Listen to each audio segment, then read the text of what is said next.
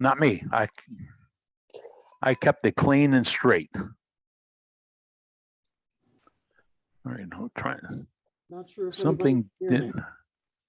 Can anybody? I got you, Dave. Okay, well, not sure. I wasn't thinking my microphone was working. Great, thank you. I'm recording it. All right, your camera's a whole lot fuzzy, but that's okay. We like that.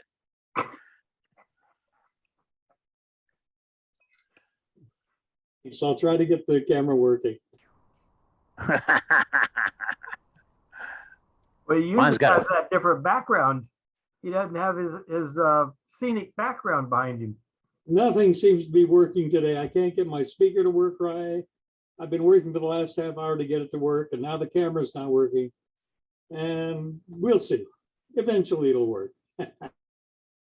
Looks almost like it's a low bandwidth the way your face is coming out solarized. That might be it. I don't know what's going on, but I'll keep working on it for the next few minutes. See if we can straighten it out. All righty, we'll stick with you though. Hey, no problem here. How about giving up on Mobile One? Is it Mobile One? Yeah. But it's hard to use something hardwired right now. They just not real efficient on. Pardon me. They're not really quick on customer service. So, but that may improve. All right. I changed the name. I changed this week to the Guru of the Gouge. See that? And I had another one written down. Might be on the screen in a car. But we were driving long trips back and forth last week, and we were throwing ideas around, my wife and I. She has some terrible ones. This wasn't one of them. She's probably not as benevolent as you are. No, sometimes she's just outright cruel.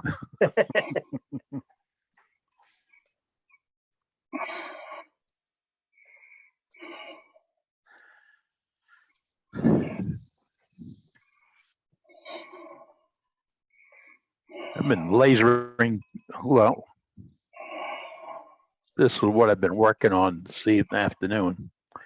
Got to fine tune the art a little bit more. But cancer ribbons on key rings, key fobs, and her best friend who's going through this HTTN, which I don't understand what it means, does these talks and presentations and all. And last week, it was like she was giving away candy when she was handing people these at the church service, and I went through a huge bag of them. I have to order them from Amazon. They could take a month to get here. I found them on eBay, and I ordered a bundle of them. I'll find out. They said 3 days. I'll find out in 2 days. But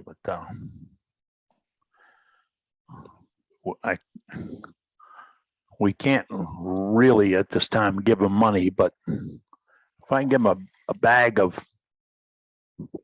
charms to give away, it'll work. And they're meticulous about keeping track of things. And at the function last weekend, the lady mentioned, she says, let me tell you something. We give away quilts. In the last 5 years, we've given away over 4,000 quilts. Wow. And I look at my wife and she says, oh, don't look at me like that. I've only made about 900. But she gets in there some days and she'll kick them out like crazy. She gets in a mode. All right, that went away. I heard from Safety Sue that she had a keyboard problem last week from out. I guess she's got a Bluetooth keyboard and it was acting up. She reprogrammed it and be back with us tonight. We have Bob Grinstead doing a demonstration for us this evening. And I got a message from Cade Nope. From Kane that he expects to get back to his home in a week or two, and then he'll be ready to do his demo. His demo's coming up, I believe, at the end of the second or third of the month. Let me see something here. I think I'm next week. And If you can see that, well, that's not it. That's not the one I wanted. I identified one wrong.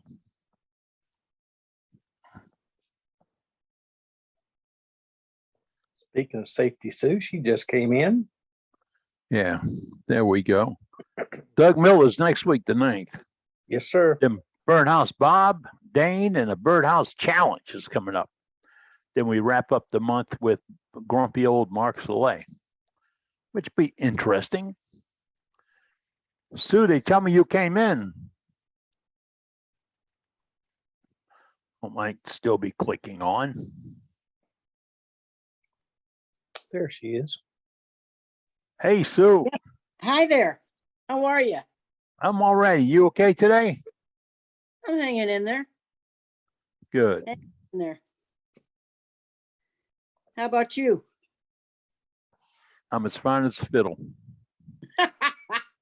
Yeah, me and my walker are doing just great.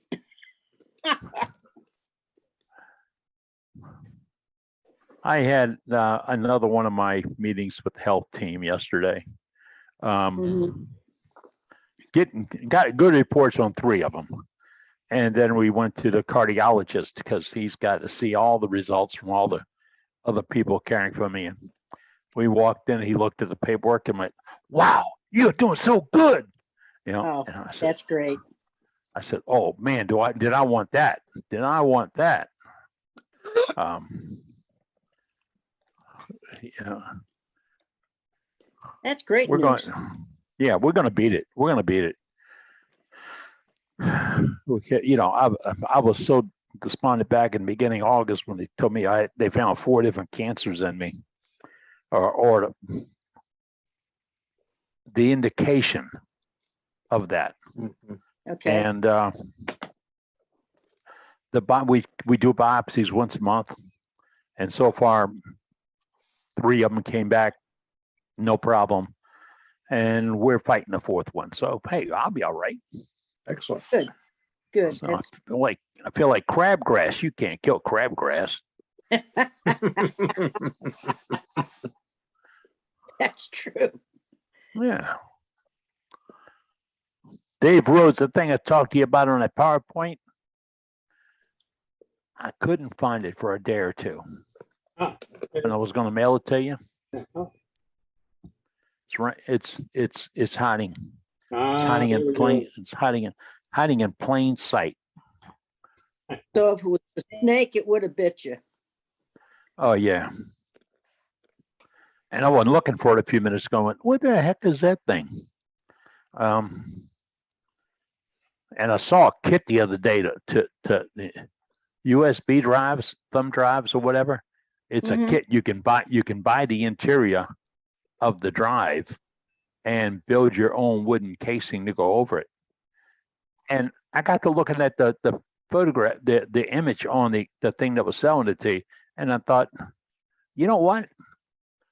If I take a pair of pliers and squeeze that, it'll pop open, and then I have the flash drive I bought at Walmart or one of those other places. Put it in there because theirs was like $20 Yeah. for a little. If they make it a turning kit, the price just jacks right up there. Yep. Oh yeah, oh yeah, oh yeah. First time somebody thinks they could turn it is going to go through the roof. Yep. Donald was in, then he was out, and now I think he's coming back. Yep. So Doug, all right, I took that. I got to take care of safety, Sue. gonna- Make me a co-host and I'll give you a hand. Yeah. Oh, we've never heard that one before, Sue. Yeah. Here comes Heather. Yep. All right. Either fresh in from the hospital or still at the hospital, one of the two.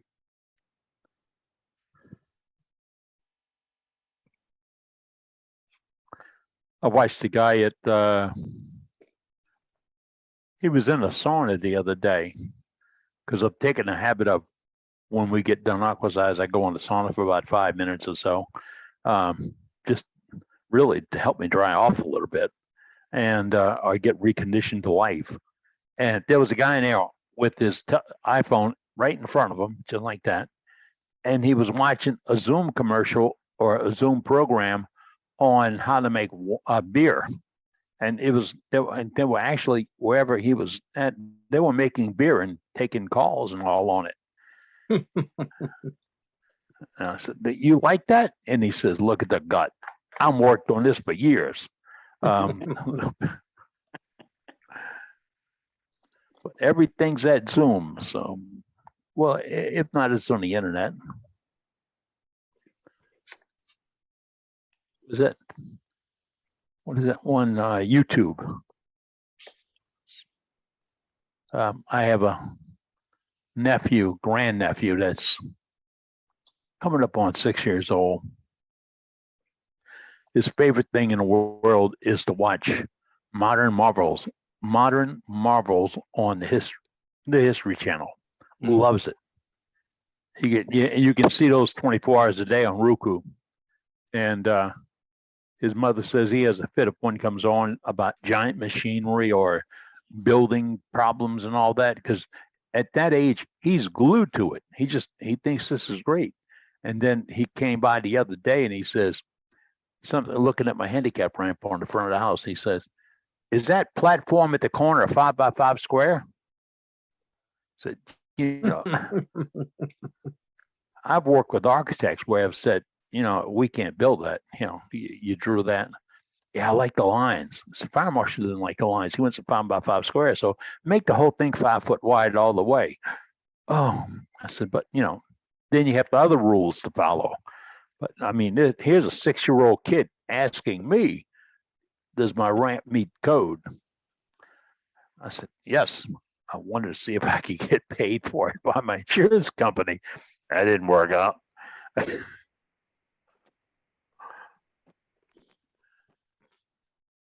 Hello, James Gray. Good evening, sir.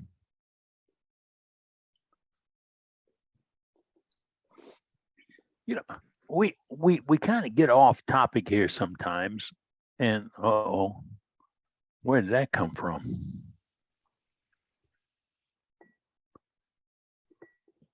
I got something up here I don't know how to get rid of. Says David Edwards and sharing the screen. Sharing. Okay, now I got them out. I couldn't figure out where it came from.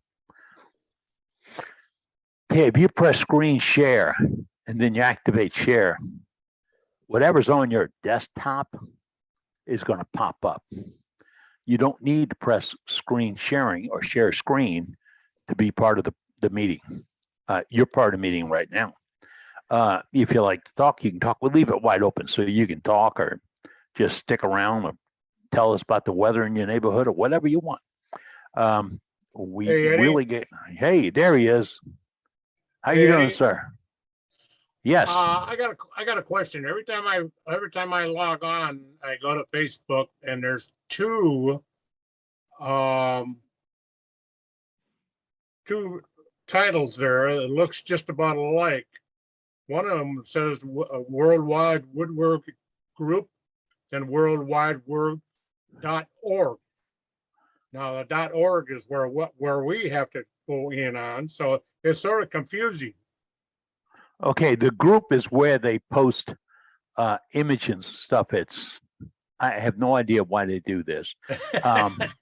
If I on my iPad, which I live with most of the day, because I gave up my phone. If I go to the iPad and I click over, if I get a message from somebody on Worldwide Woodturners Group, if I click on that message, my entire iPad changes over to only being on the group. I have to cancel out, log out, and then come back into my regular name. Yeah, it's confusing. Yeah. And if I can find a Facebook genius to tell us how to get rid of that or clean it up, I'd love it. But Well, there's a Nope. switch right alongside of your computer. It says on and off. really, really. I worked with an IT guy one time that if one of those young architects would call him and say, I got this problem, he says, all right, pay attention to this. There's an on off button. Turn it off, turn it back on. Call me if it doesn't work. And he says he never got the second call. You know, they were trying to work and watch a YouTube and do this and do that all at one time and overload their laptop or their computer at their desk. And that is the cure sometimes. It's just you know, these machines are smarter than most of us. I didn't say all of us. I don't want to insult anybody, but they're smarter than most of us. Smarter than Where me. it comes in. Yeah. Jim Duxbury's in. Yeah, good to see Jim in. Hell, I heard I had two wood turners stopping the other day. They're members of the Bayou Wood Turners, or were members of the Bayou Wood Turners, and they just passing through. And one stopped and came up, and the other one saw him and I standing out under the tree talking, and he stopped, and we all were talking. And he was talking about how smart the computers were, and I said, have you tried to override anybody and sneak in anything? And he says, oh yeah, but that club treats newsletters, messages, notices, and all that like they're secret. You know, if you ask to be copied on it, why do you want that? You know, do they know anything new about wood turning we haven't found out? No. If it's in wood turning, we've had it. We've talked about it. We've probably had a demonstration on it. And it's been fun. Demonstration. I got to go to this and see who is coming up. But don't. I start sharing my screen. That's it. Bob Grinstead's up tonight. Doug Miller's in the pocket for next week. Bob Moffitt's following him. Birdhouse Bob, Dane Chandler, and then the Birdhouse Challenge is November 23rd. And boy, I'm looking forward to the Birdhouse Challenge. I want to see what you turners can come up with. Now, there are rules for that challenge. Let me see if they come up here. All right, it's November 23rd. Now, any and all birdhouses, I don't care how big they are, how little they are, whatever, any and all birdhouses can be entered into this challenge. Any shape, size, or color. It can be a single, a shotgun, a condo, a senior bird center with little handrails and all that. If you decorate it with birds, it's optional, but we expect you to decorate it nicely. And we must make this note, batteries are not included. But that's November 23rd. I tell you, I don't, Bob Moffitt's probably going to pedal hard for this one. It's going to be fun because number one, he's a character. We all know he's a character, and he will come up with something. I'm trying to get, I'm losing something here on my screen. There it is. Came back. Trying to get a little interest on some other projects. And, you know, because this is your club, and I'm not fooling about that. Every single member out there, everybody has an equal participation in this club. There's no clique, no group, no hierarchy, nothing else. I'm just a moderator. I just push the buttons and get us on and get us together. But being that you are part of the meeting, you are an active member, you're part of the meeting. You can sit there and only be offended like a bump on a log and watch and pay attention and learn. Or you can jump up and dance. Really, you can say, I've got a demo, I've got a tip, I've got a trick, I've got something to share with you, or I have a problem. It's just that easy. And right now we got 40 people in the house. You got a problem, you got 40 friends listening to you to help you out with a problem. And we all have. Look. What's that? You got that? That's Dale Nish. I like Dale. Go. He was a very nice man. Yeah, the book is fantastic. I've already gone through every page, but now then I'll go back and pick something to Hey. make. I have that book. Yeah. You should have just sent it over to me, Scott. I'll send it back with no marks or anything. Yeah, I got you. But yeah, it's a great book. I like the jigs, the turning tricks they've got in there. Yeah, And I mean, that's so- see that one page right there? That is what we saw. What somebody did that last week or so for the tips Yeah, and they- tricks. Yeah, that was me. That was Scott, sure. That was me, Scott. Well, That's see, why I got the her- book, Sue. her recommendation, Scott. That's why I did it. But yeah, I really like it. It's good. And when you get things like the book or whatever, and you see tips and tricks, like Scott probably saw that, and, you know. But that's like when I didn't get that formal with them, but I would do a 1-inch hardwood dowel and taper it down for different sizes, sort of like what they call a chain pull mandrel or drill bit, where it's got different sizes on it. I would taper one down to do small pieces and snap stuff on. But mine wasn't as exact, and every time I had to tune it in to get it not to wobble or whatever. But the way Scott showed us last week and what's in that book by Dale Nish, with it being clamped on regular jaws, you don't have to tune it in every time. If you make the jaws the right profile to match, and they have to match, that dovetail should match the dovetail on your jaws exactly. If there's a gap, you're no good. You have too much of a chance for harmonics. But if you get that just right, take a little time to make it and get it just right. Every time you put it in there, it's going to be home and true. And boy, is that thing. It might be the way Birdhouse Bob turns his bases and tops all in the same program. It's nice if you can get that nifty. I made one. Bob had said last week that it was that book that got him into birdhouse making. Real, the Dale Nish book. Yeah. He was a good man. I went out to one of the meetings they had out there. They don't call it a symposium. I went out there 10, 12 years ago or more, and he was just a nice gentleman, really nice. And you were right there in the heart of everybody that turned, and the people that took it serious. This was not a place for hobbyists. People that took it serious. And if you stopped looking at the artwork and started looking at the procedures, you'd come away a rich man. And that's hard to do at some of those shows. And when I'd go watch other turners do things, I didn't want to know what it was coming out. I wanted to know how he was making it. And if you concentrate on that, and I tell everybody when I watch our demos, concentrate on how he does it, not what comes out.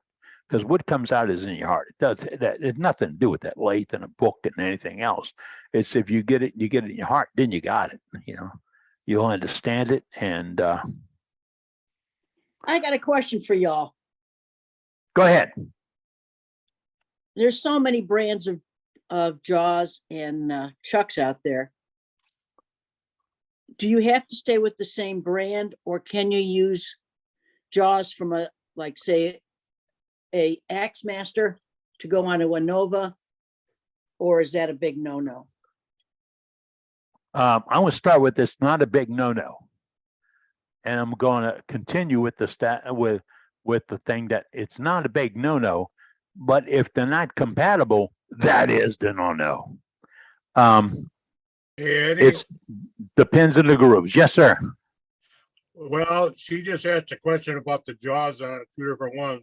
Well, the thing is, you got to watch out for the screw size on the jaws, because the thing is, some of the screws for that chuck are a different size than they are for whatever.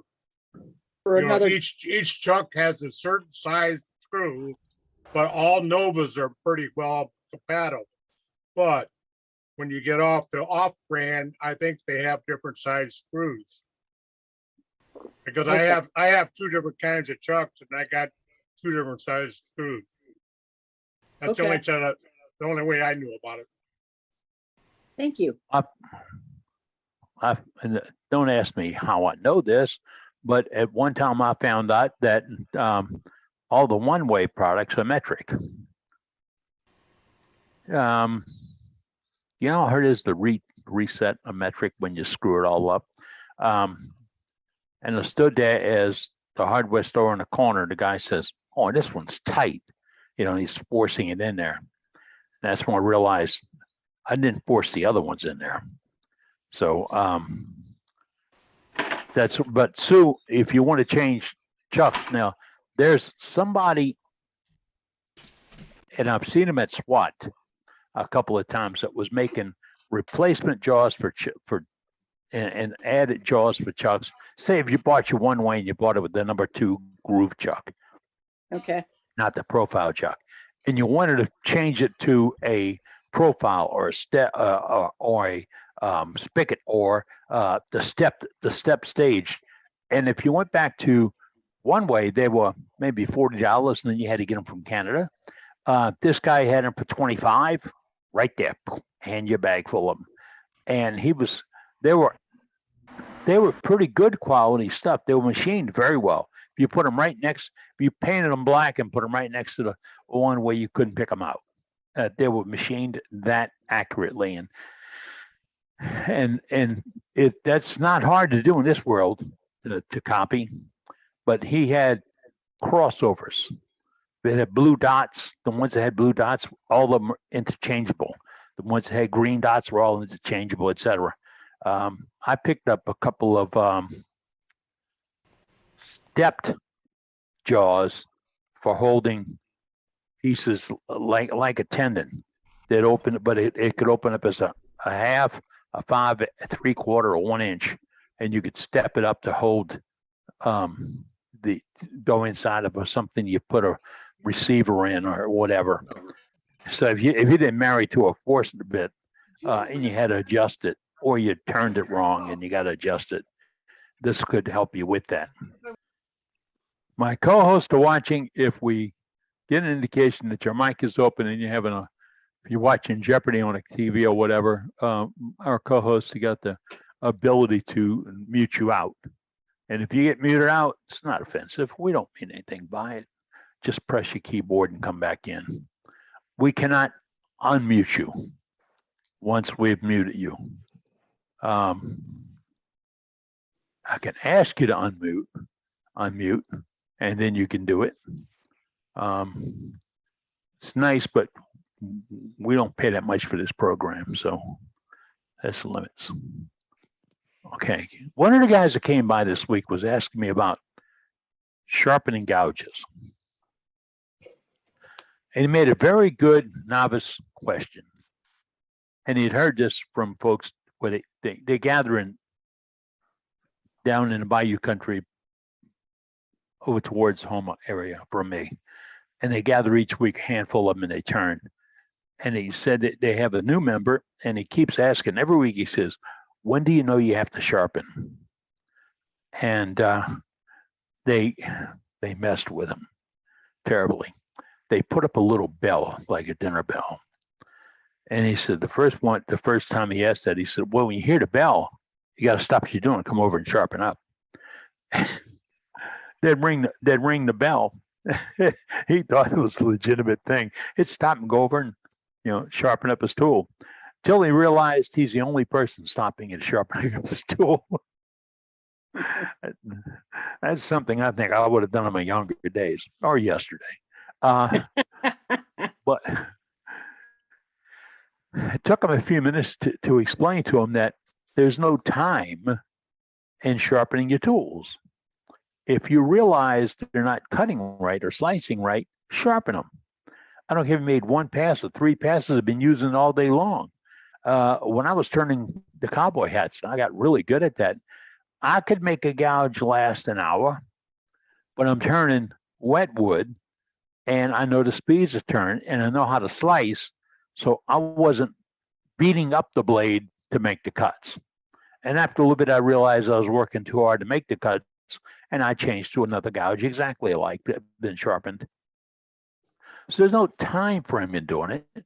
It's just when you sense that something's not cutting right, put the brakes on, go over and sharpen it. Because if you don't put the brakes on and you keep going and that tool is honestly dull, or so it won't cut, it's going to burnish or chew away. And that's where the catch comes. And if you want to know, I said where it comes, let me tell you where it goes. It goes right there. They're trained to aim for the middle of your head. So when you sense that you have to work too hard to make a cut, sharpen it up. And so one of the guys said, so isn't that just wearing your gouge down is going to wear it out, and have to buy a new one? Not really. I can resharpen any of the gouges I have on my lathe, almost any of them, with one pass on the grinder. And I'm not lying. One pass. I use a jig I've made up to do my Ellsworth grind. And it's got 2 steps on it. So it's an Ellsworth Avaria grind. So I can relieve the back pressure on the heel on the back of it. I can chuck it up, make one pass and go back to cutting. This back and forth and back and forth and back and forth. That's just throwing steel on the floor, really. If you use a jig and you understand how it works and you use it the same way every time, you're going to save time, money, and effort. But the other thing is, I said, use the jig. If you have several arms that you have steps on, like you have an Ellsworth, the 2 prongs that stop at the 247, but then you want to sharpen your fingernail gouge at on the same wheel, you can pull the 247 guide out and slip into one that will fit, that will raise your point up. So you're not cutting like 55 degrees, you're cutting maybe 30 or 25 degrees. And that's how you can find that up. Don't mess with that one that you have set up. Set it, put a pin in it, put a clamp on it. I used to make a thing called AccuSet. It was a sleeve that went over it and you locked it down. Go back to that setting every single time. And if you got to change, switch the bar. And for your rough-in gouge, same way. People say you can't do a rough-in gouge on one of those elliptical things. No, you shouldn't try. A rough-in gouge is from one point. You pick one point, you roll around on one point, and you can run it back and forth. Well, if you use the same point every time, why you need to grind? All you need is one good pass. We've all heard better turners on this meetings that say, I'll use my steel, my diamond gouge, my diamond card to go back and touch it up. That's a good idea, but you better be good with your diamond card, because if you're off by a little bit, you're going to put a second, a third, or fourth bevel in there, and it's going to be hard to write it. Consider this: your cutter can cut with 1/8 of an inch of the blade. 1/8 of an inch of the blade. That's all it needs. 2 or 3. Might catch that one out. Okay, got it. You can cut a small portion of your blade at 1/8 of an inch, the tip.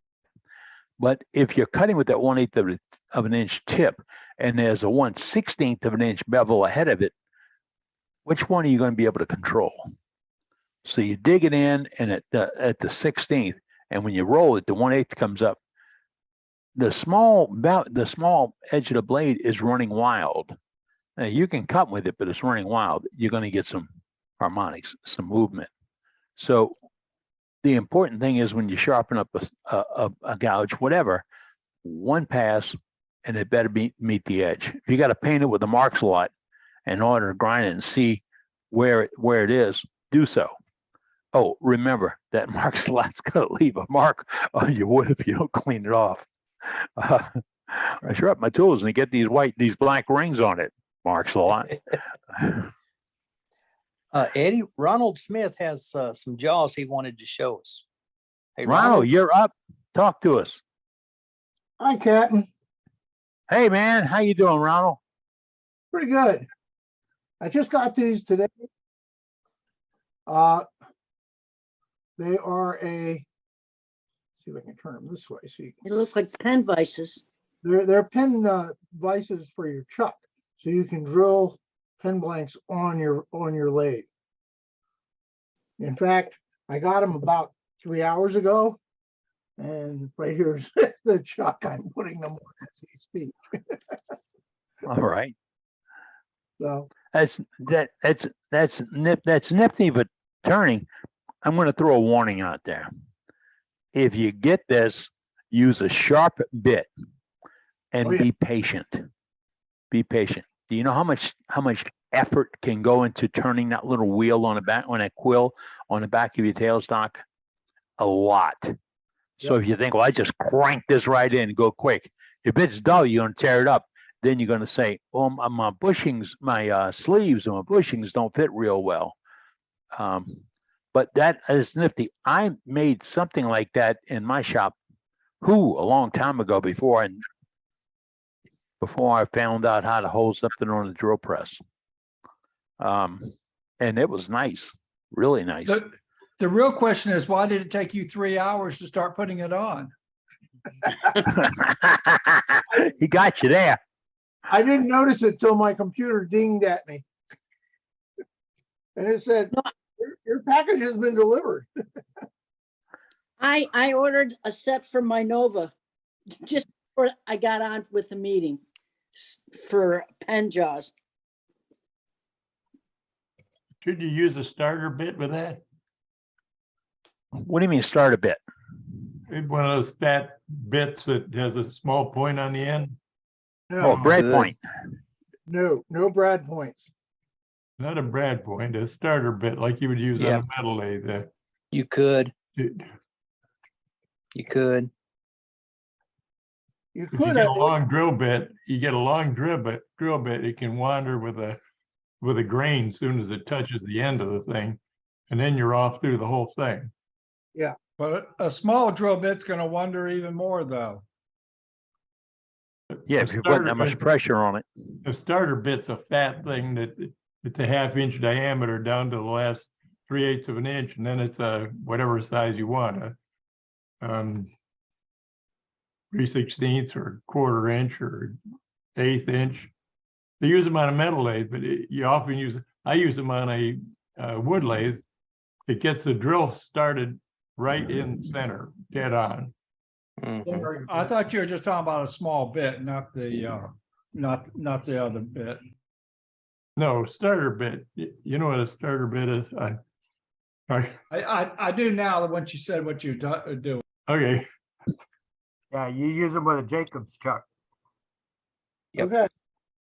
Here it is mounted on the chuck.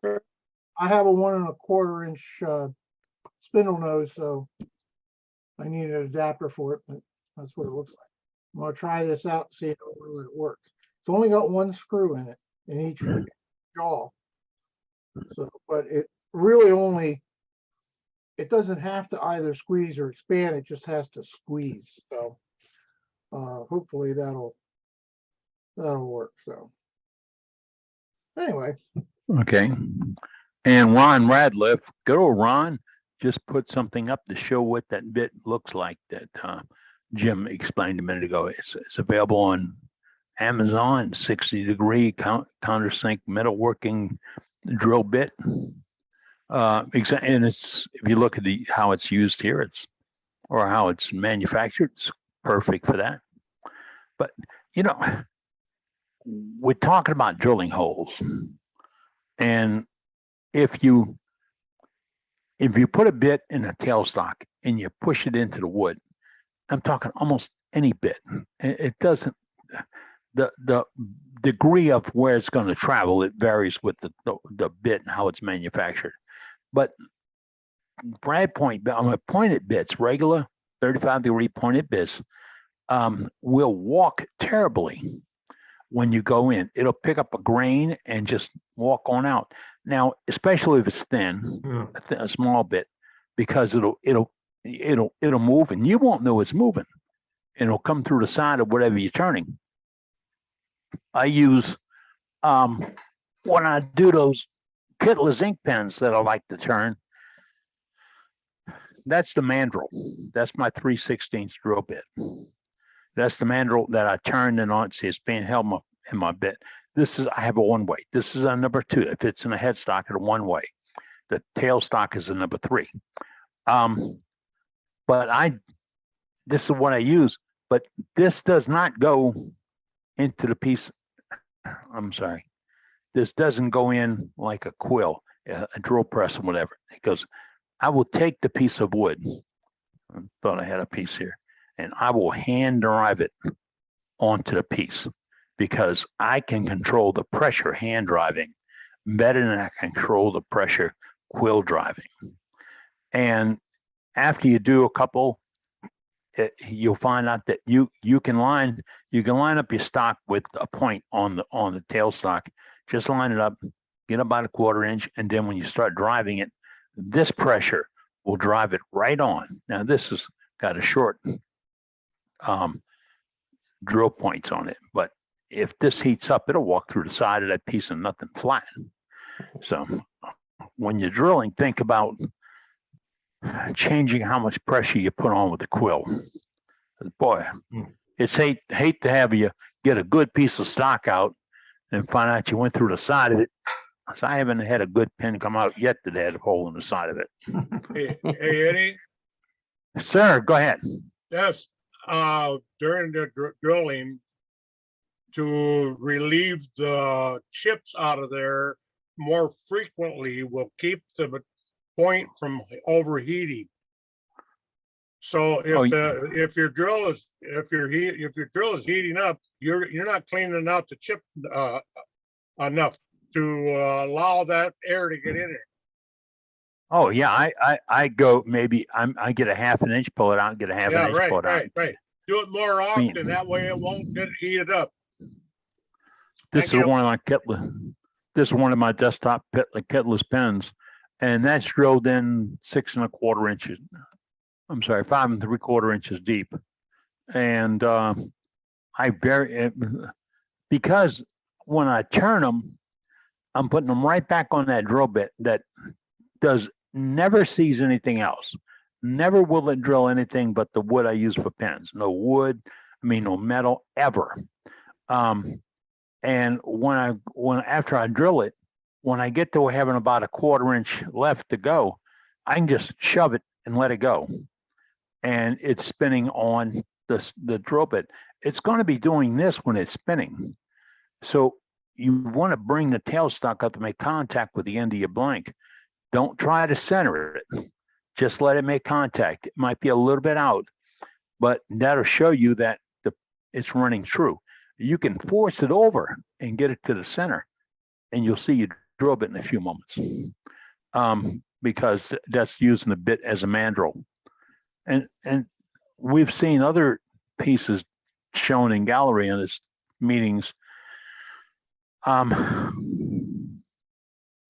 We've seen other pieces that have been done on other mandrels besides ink pen mandrels and bottle stopper mandrels and all those things that they sell for that.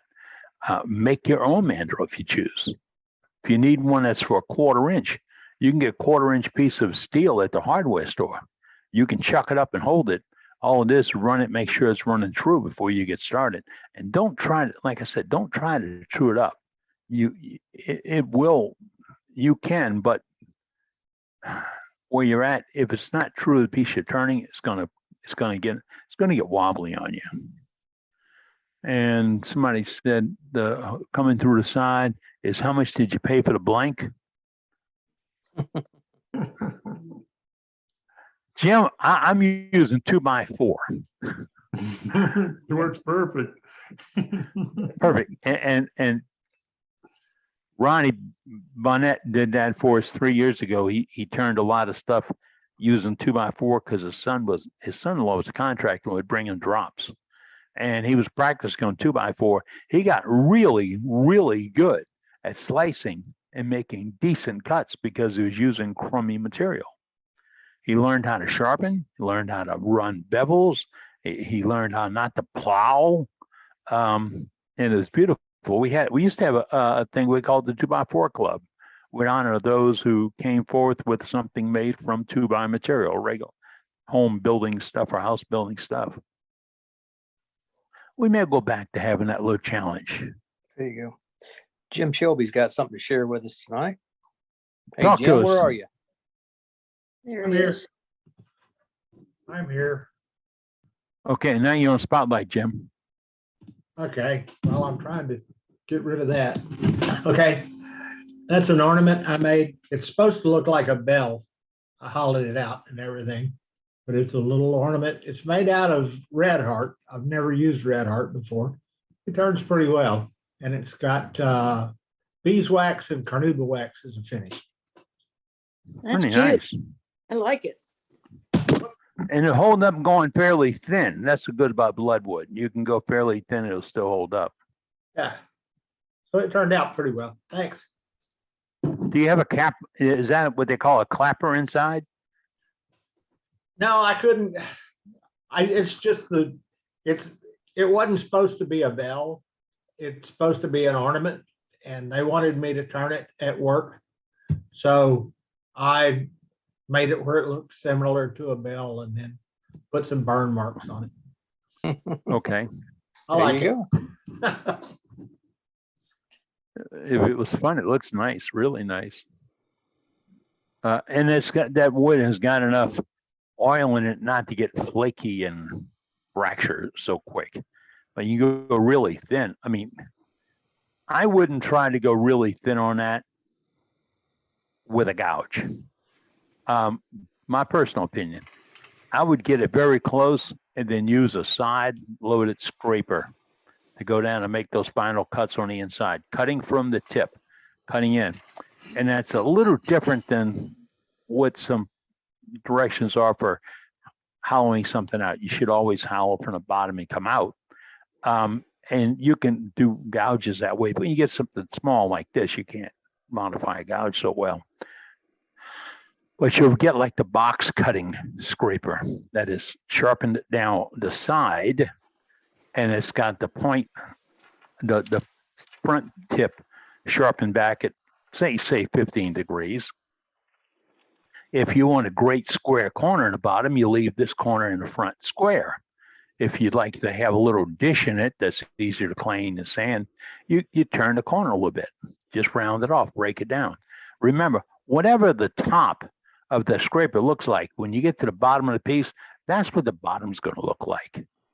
And if you want to get fancy and put some artwork on the bottom, we've seen those three-sided gouges. Cindy Droz used not gouges, a pointed scraper, a three-pointed scraper. It's kind of, I think it's called the English. Three-point tool. And that's great for going down there. It works like a scraper. And you can go down and put, well, you can do it on the tops, the bottoms, or whatever. It's a great detail tool because it doesn't have so much brisance that it will upset your cuts. And you're not going to, well, you probably never get a catch using one. And that's, where'd my pen go? That's what I put those rings on my pens with. That same three-pointed tool. That's my rings I put on every time, and that's hiding that vent hole for the refill. And I use that tool. I've got a small version I made myself, and it doesn't. I don't think it's got to have a hand. Now it's got a handle on it, and you just get up, touch, and I normally cheat a little bit. Here's a piece spinning on a lathe. I'll go below and come up. Go below and come up, go below and come up, because you're scraping it off. If you plow in, you may get a catch, and this goes to wine. So going in right below where you want the mark and rise. And if they have to be even, I gave up on that years ago. You can mark your even marks in ink and pencil on your piece. And when you go down and come up, it's easier to guide to that mark than to guess at it. Because if you're guessing like I am, you'll miss every time, and you got to add a couple more rings to cover up the ones that are not in the right place. Bob Hodge says pyramid tool also. That was it. I knew a fellow that kind of a special person.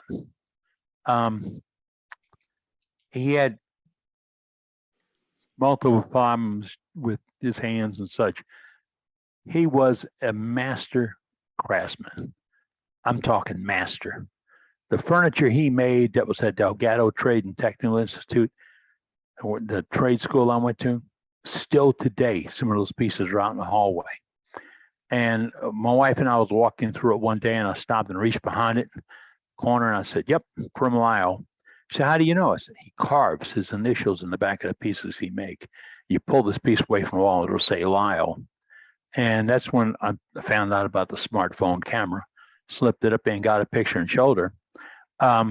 Lyle was that good, and he was a member of a wood turning club I joined a long time ago. He did really great work, but he built most of his tools because he was only getting Social Security support. That was his income. He would go to the automobile junkyards and get those shocks or dampers that go on it. All SUVs have them on the back of them. They help you lift and controlled lift and lowering the gate. So when you put it up, it'll stay up, and then you pull it down under pressure. Those shocks, I call them shocks. There may be something else. They are air shocks. They're shocks, okay. They have about a 3/8 inch round tube bar in them. Perfect metal for making a pyramid tool or a round scraper. Lyle even had round skews from using that. Sharpens nicely. You have to control the heat. And he would sharpen them and shape them on a belt sander. And it worked. It was awesome. And he gave me one, a pyramid tool, and I used it forever. And then I went to SWAT, saw that Cindy Droza sold them. And I thought I could go to the junkyard and get 100 of those rods in junkyard for less than buying one tool from a distributor. I didn't try that, but it could happen. But I mean, he made his tools like that. He had little detailed scrapers he made out of the same bar. And because it was round, he would flatten the bottom one side of the bar so he could ride it flat, or he'd kick it on a slight angle so he could go in and have more control over the tool. Lyle was an awesome mechanic. We lost him, one of the worst ways in the entire world. All right. Jim Selby said we had the card scraper burnishes on clearance. He bought one and sharpened a 3-point tool. Oh, that was really nice. Where we popping over? Tom Kennedy is in Tallahassee, Florida. Hey, Tom. Hey, good evening. The first piece I'd like to show tonight is a piece of mimosa, and a lot of people consider it to be a junk tree, and I like it because it's got wonderful grain and a real variety of color to it. And let's switch. Ooh, Gorgeous. That's junk wood? Wait a minute. That's junk wood?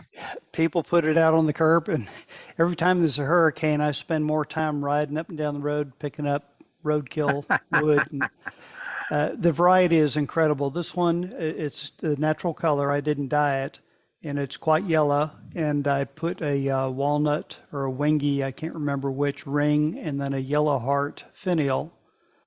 And I believe I used wipe-on poly. Got a pretty high gloss finish on it. But again, the grain on the mimosa is really nice. And the next piece is a open segmented turning.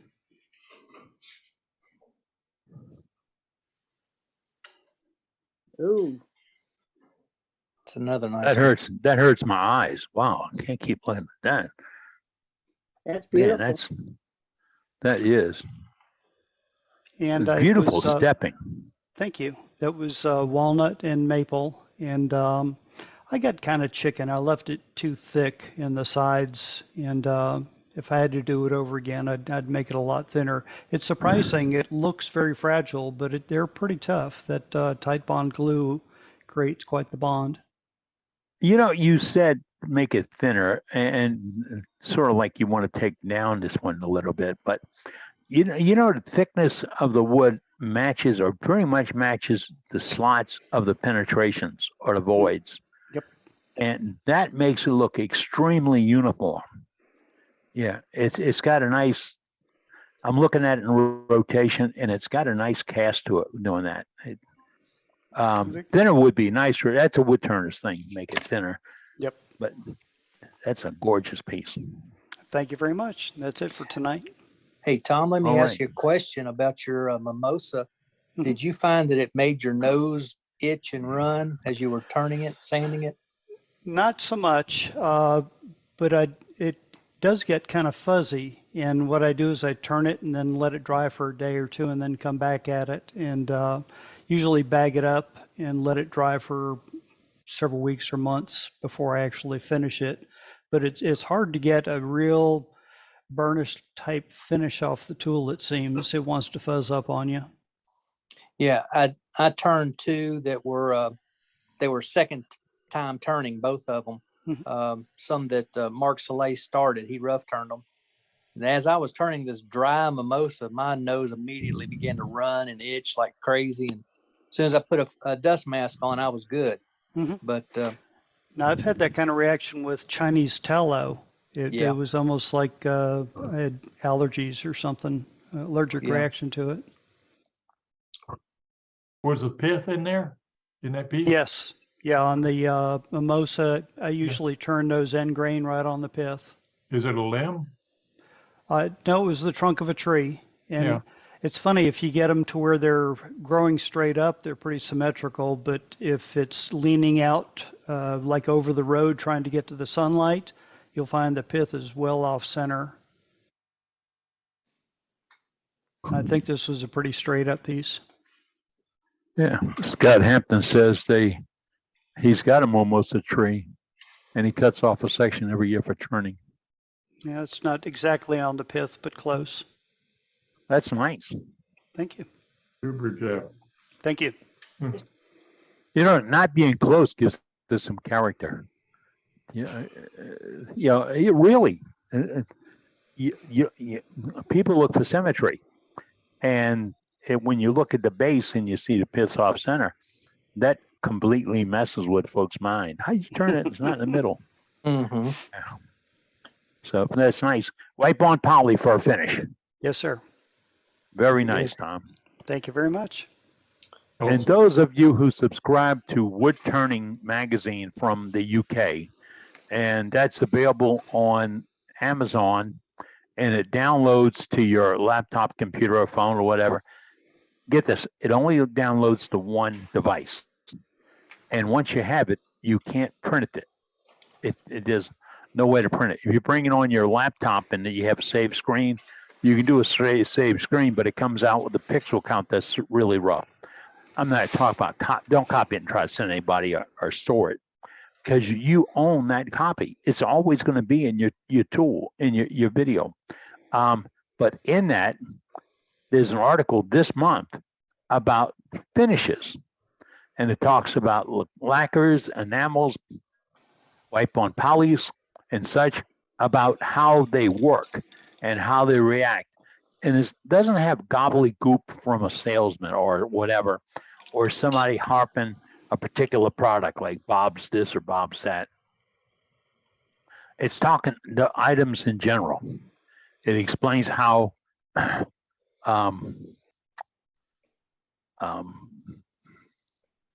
that on some finishes they link together, and on others they stack. When you do some coatings, when you put the next coat on, it goes in and bonds inward.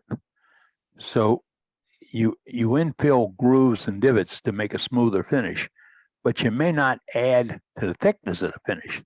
Where other products, you stack them on, they stack just like that. They just keep stacking. And if you use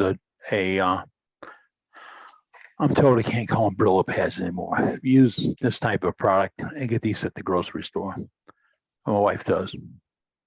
Then you knock off the trash and the wrinkles and the bumps and all that.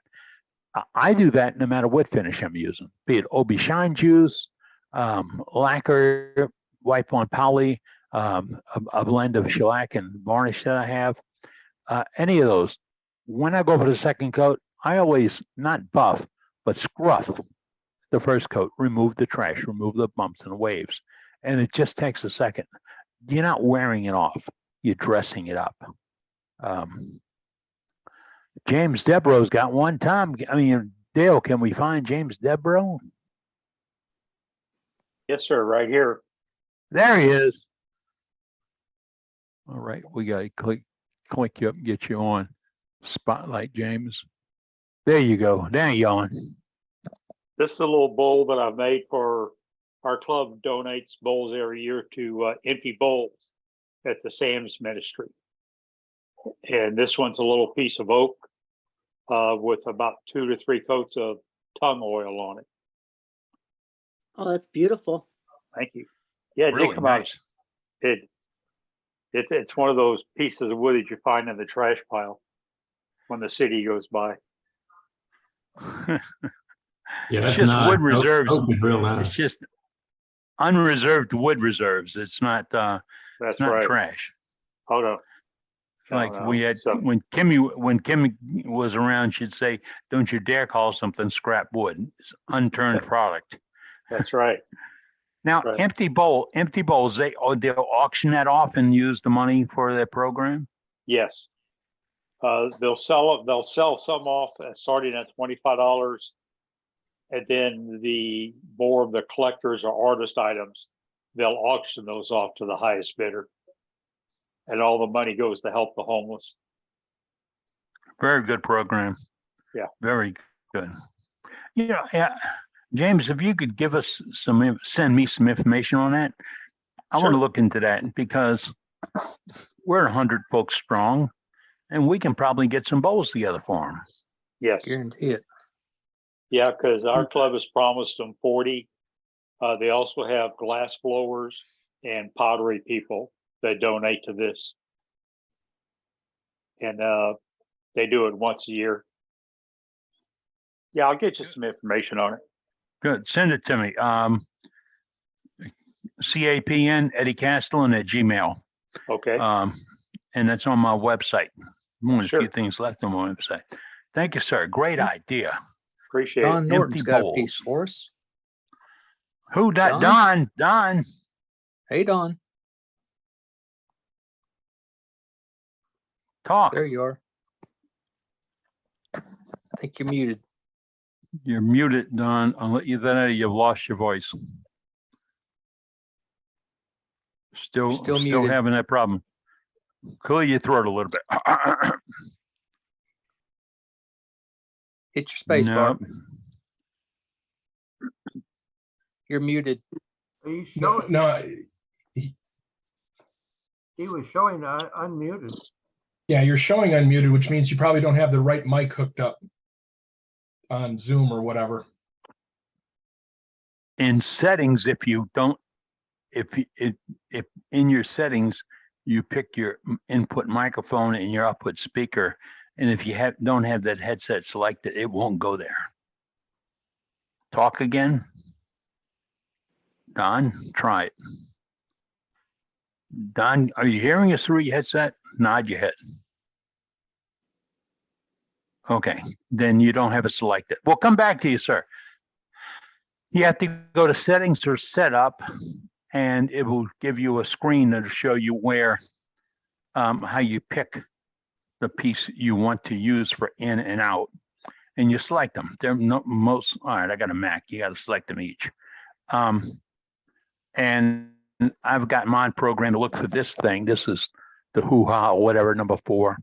And, but it'll look for it. And when I put mine on, if this is energized, it'll immediately go to it. It's handy Tim if I'm Hatch sitting. has. Yeah. Can you hear if me I'm now? sitting- Can you Now hear you me got now? you. There we go. Hold on, So- we'll come back to you. Hold on. Coming back, we going now? Or Tim Hatch is in the house. You want to you want to tell this dude Tim- no? Tim, Well- go ahead, and I'll find Don here and get him ready to go. All right, Well, don't tell I'm him. in the Don't make process him of mad. making- Look, I'm in the process of making all them birdhouses. We got a little art market showing up, so I made a boatload of finials for the bottom of my birdhouses recently. Some That's of them are cool. salted pecan, etc. And then, of course, you know, I've got that arts and craft show coming up. These still have to be finished. A couple little bud vases or weed pots with for the glass inserts in them. And then this one still has to be finished. It's a pecan. It's about, probably about 8 inches long and about 2.5 wide. So that's not too bad. And so then I started making Christmas trees. So that one's that's a piece of blackjack oak that the bugs had got to. And then I backfilled it with cleaned out all the bug holes and backfilled it with coffee grounds and a little bit of brass just to give it a little decoration. This piece of pecan there. And then I was trying out, of course, a piece of mesquite. Got a couple straight ones there. And then I started turning some of Joaquin's, and these still have to be finished yet.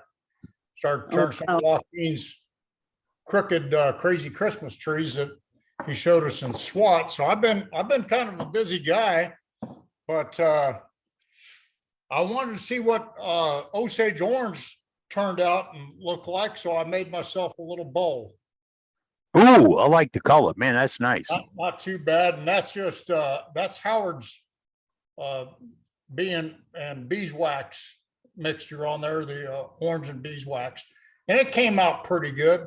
On the lathe right now, I've got another vase, probably it's another one of the bud vases, kind of like this one here. This one I just pulled out of the microwave a little while ago, so I still got to bore out the hole and finish that one off.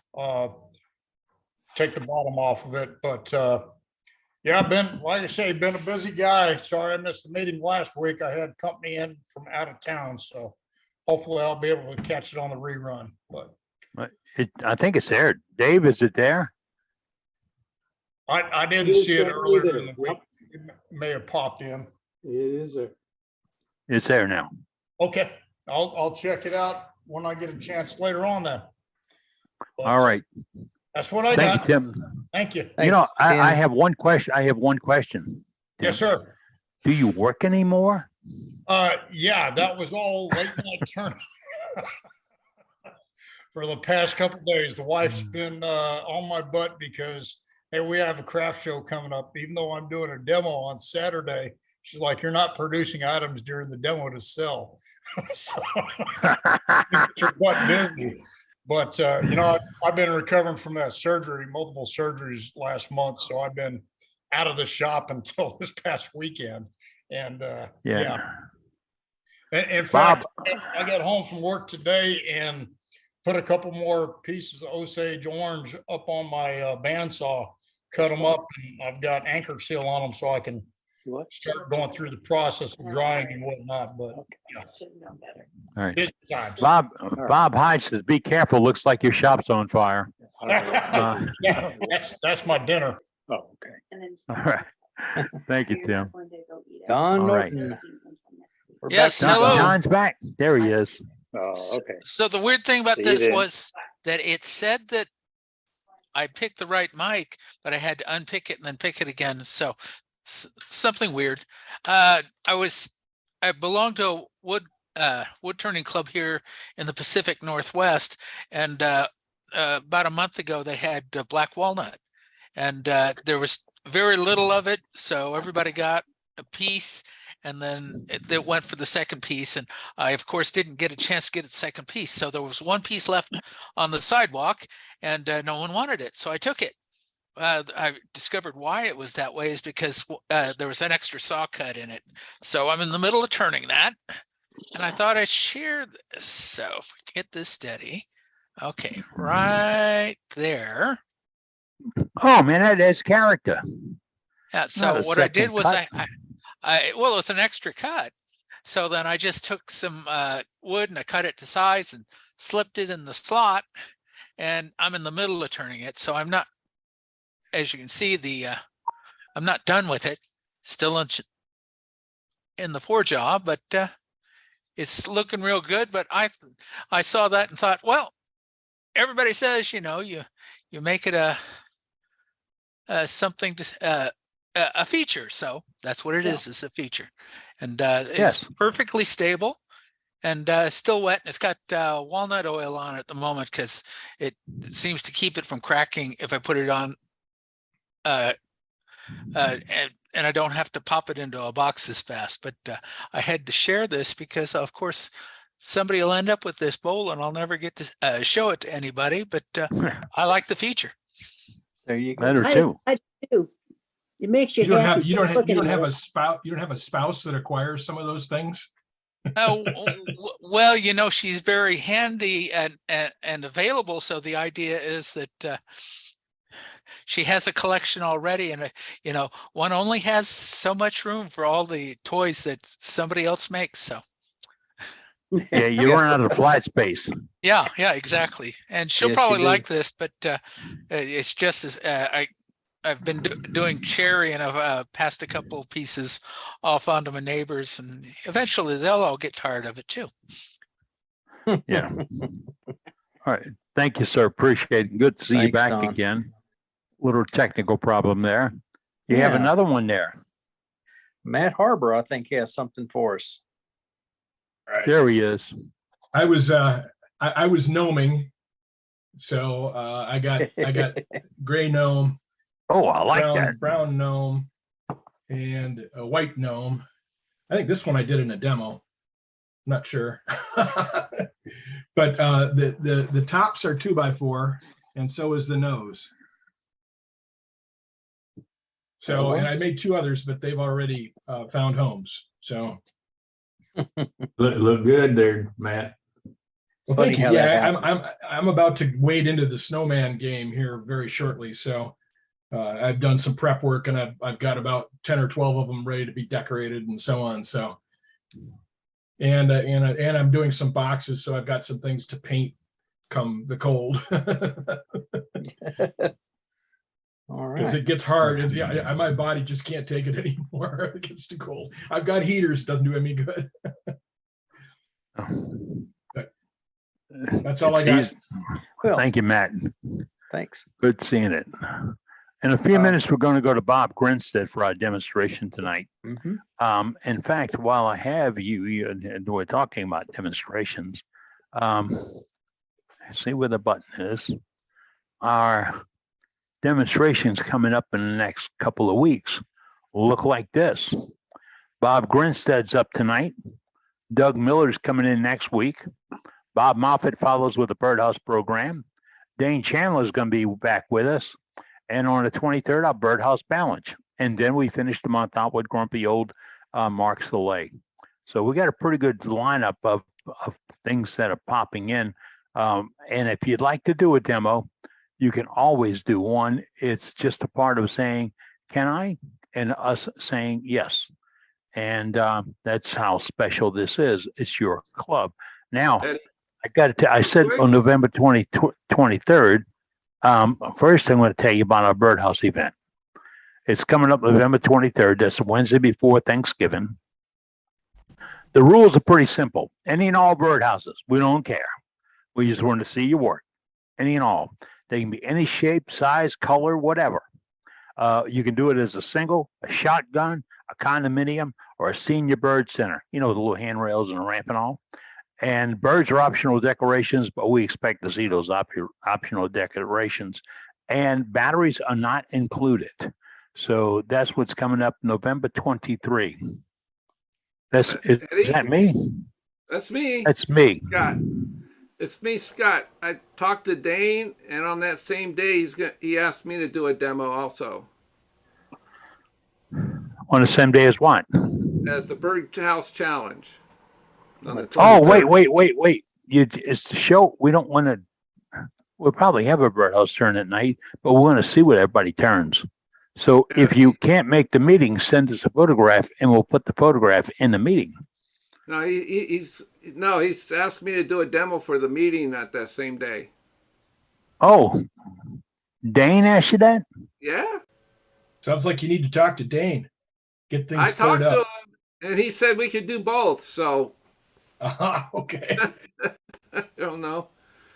Matt, I got the rule. Don't turn down the demo. I'm hip. I'm hip. Yeah, we've had some pretty good doubles in, some impromptu doubles, but it all works. It's all sharing information. But that'll be coming up November 23rd. I gotta adjust my schedule for that. So, which is good. I like to have all the input from members. Great. We've got another member who's ready to share something. Heather, you got something for us, dear? Talk to us, Heather. Yep. Hi, I'm here. So I've been making mushroom ornaments this week. I have about 25 of them made up for a sale that's coming up this Saturday, and then another one in December. The one in December is a 6-day sale.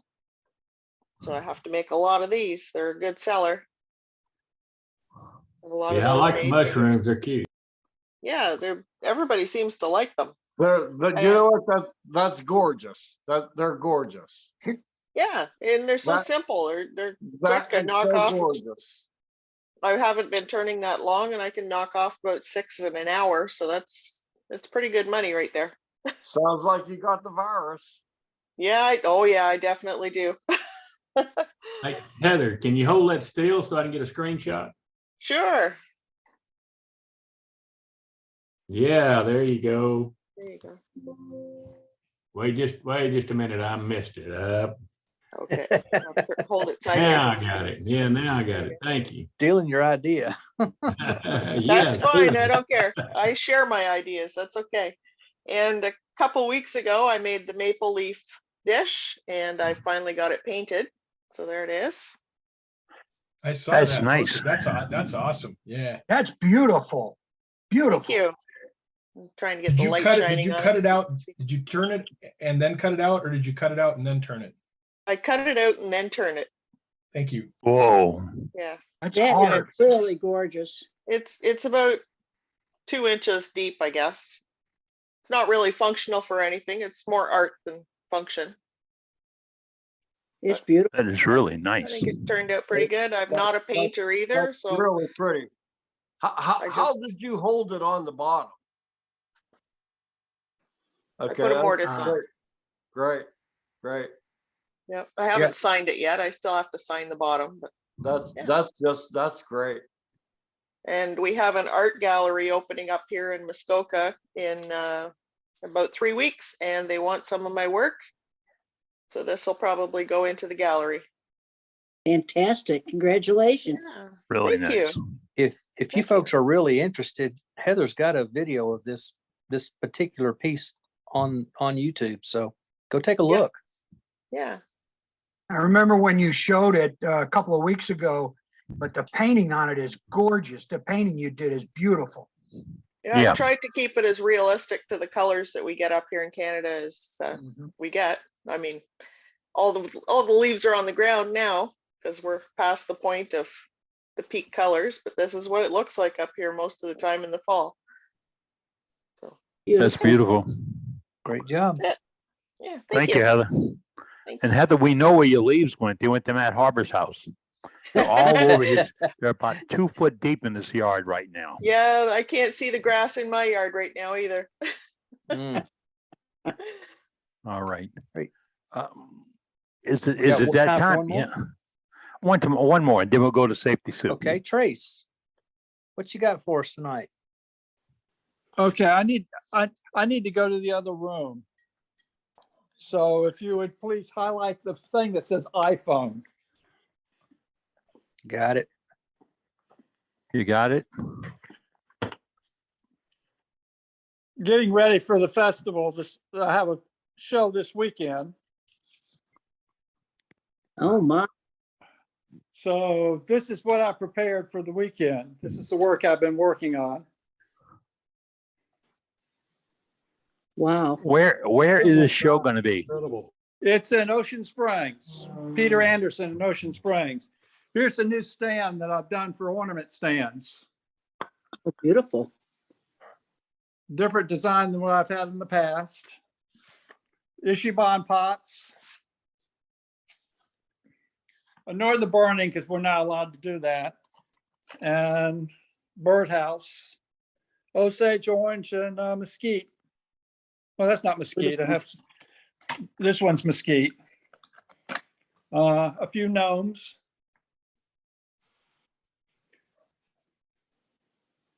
And stuff, but that's what I've got ready. And this is a sort of like this ornament. It's a little different than what I've had before. A little purple in it. Very nice. So When is the show, Joe? it's Trace? this Saturday and Sunday. This in Ocean Springs. Okay, Saturday and Sunday. Yeah. I'm going to talk to management because I'm due a road trip. Yeah. Well, I will be right there in the first main street, north and south, just south of the main entrance. All right. They are absolutely gorgeous, Trey. So They that's are. what I've been keeping me busy. This piece has been dyed black, and then it was sandblasted, dyed black, and then put liming wax on it to get the white colors into it. Excellent. Boy, that's a nice accent. That really is. Mhm. Hey, Trey, show us those skinny Christmas trees, the green one. You're talking about these? Yeah, I'm talking about those. Those are cute. Yeah, they're turned on 3 axes. Okay. And then you paint them, and then you come back in the final turning and clean it up. Very nice. The other thing I've done this year is I've hollowed out or drilled out my heavier ornaments, so lighthouses, because they were so heavy, to try to lighten the weight of them. Oh, beautiful stuff, Trey. So, Yeah. and then some of the hollow form stuff. Oh, I forgot, you got to keep your phone turned sideways to make it look decent in here, don't you? Yeah. So, Nice. What's the clear coat that you use? I use mostly Def lacquer. Clear Def lacquer, and I spray it with a high quality spray gun. It's a gravity fed spray gun, and the advantage of the gravity fed spray gun is I can leave lacquer in my spray gun and then go back 6 months later and it's still there and it can continue spraying it. I don't have to clean it out. Oh, nice. So there's lacquer in my gun right now. I've got some other stuff that I've got some little Santas that I'm working on that are different that I hadn't done in the past. Here is a piece that came off the Rose engine in the center of it. Putting a pattern, adding some decorative patterns to some of those.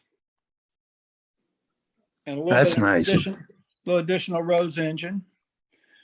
This is something that's sort of neat. You can do bottle stoppers and get different insert for them. These are golf markers.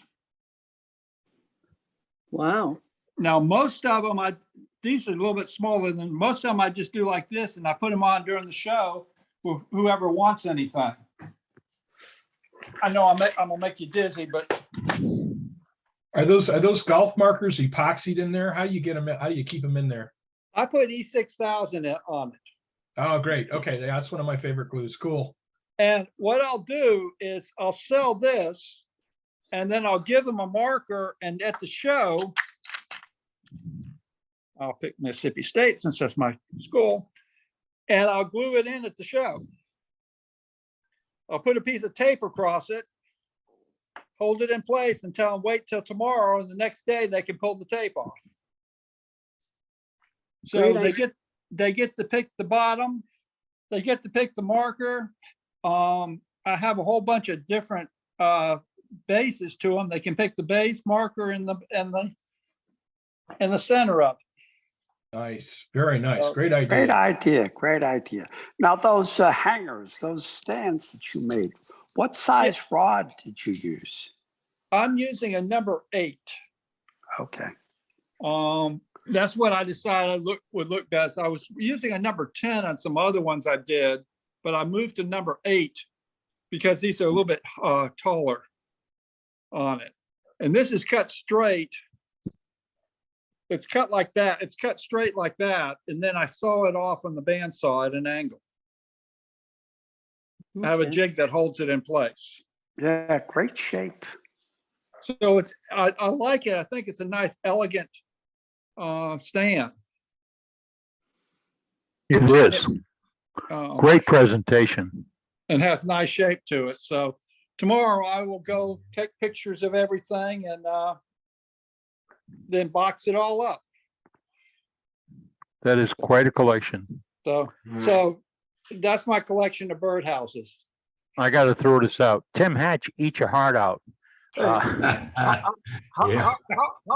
Excuse me. Yeah, I am, Eddie. I am. I'm I got months behind. I got 4 boxes of birdhouses. No, wait, I'm sorry. 5 boxes. I missed the box in the corner. Wow. How long have you been doing this project? I work on it a little bit all year long. And I can't say individual pieces. For instance, the gnomes, I did the bodies when I was on the road. And I did a few hats when I was traveling. It's, I just work on different things. Now, one thing I did do that I like from Birdhouse Bob, I've gone to the 1-inch tenon. I've gone to a 1-inch thing, and they fit up a whole lot better doing that. Now here's an unusual top. Boy, that is. That's beautiful. Challenge to turn because there's more space in there than anything else. But I've got some tops like that. Looks like a hammerhead shark. Yeah. And oak burl. I love those natural edge tops. Those are great fun. And very cool. Yeah, Nice. They've been neat and fun. So What are the inserts in your candle holders? And what holders? Well, and here they're not yes. candle holders. They're flower pots. Okay, They're Ishiban flower pots. gotcha. It's, if you remember the old frog, Yeah, yep, that's what it is. It's a frog, but a little holder with a frog in it. okay. For arranging flowers. You put a little bit of water in it and you can put flowers up 12 inches or so tall on it. Oh, that's cool. Okay. So, Learn That something is new. beautiful work. Yep. I hope I can see you this weekend.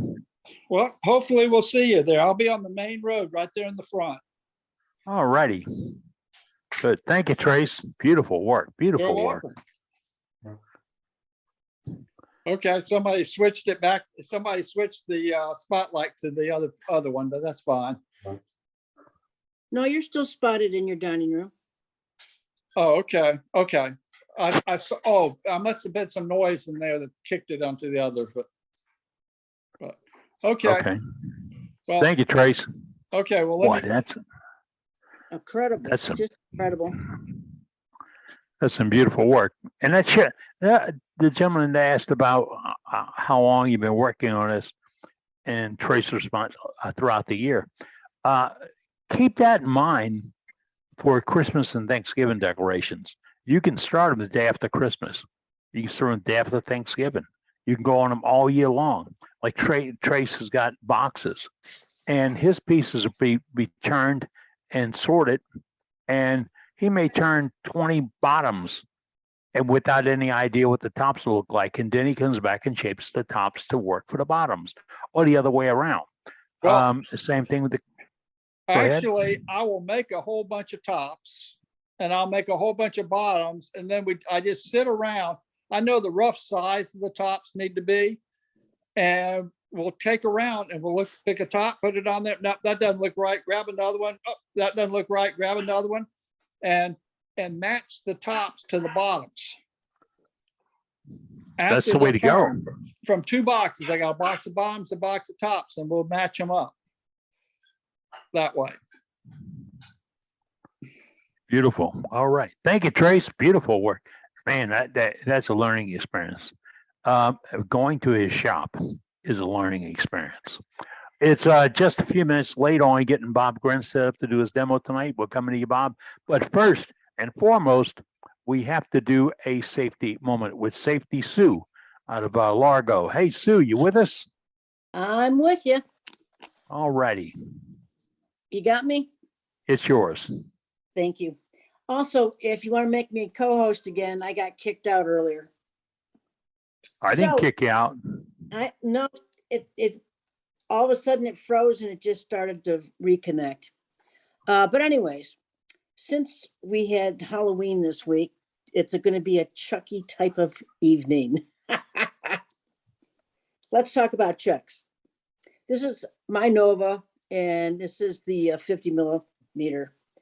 This is part safety, part tip, but mostly safety to save your knuckles and all that. I'm left-handed, and when I switch to right hand, I have to really watch my knuckles on my left hand.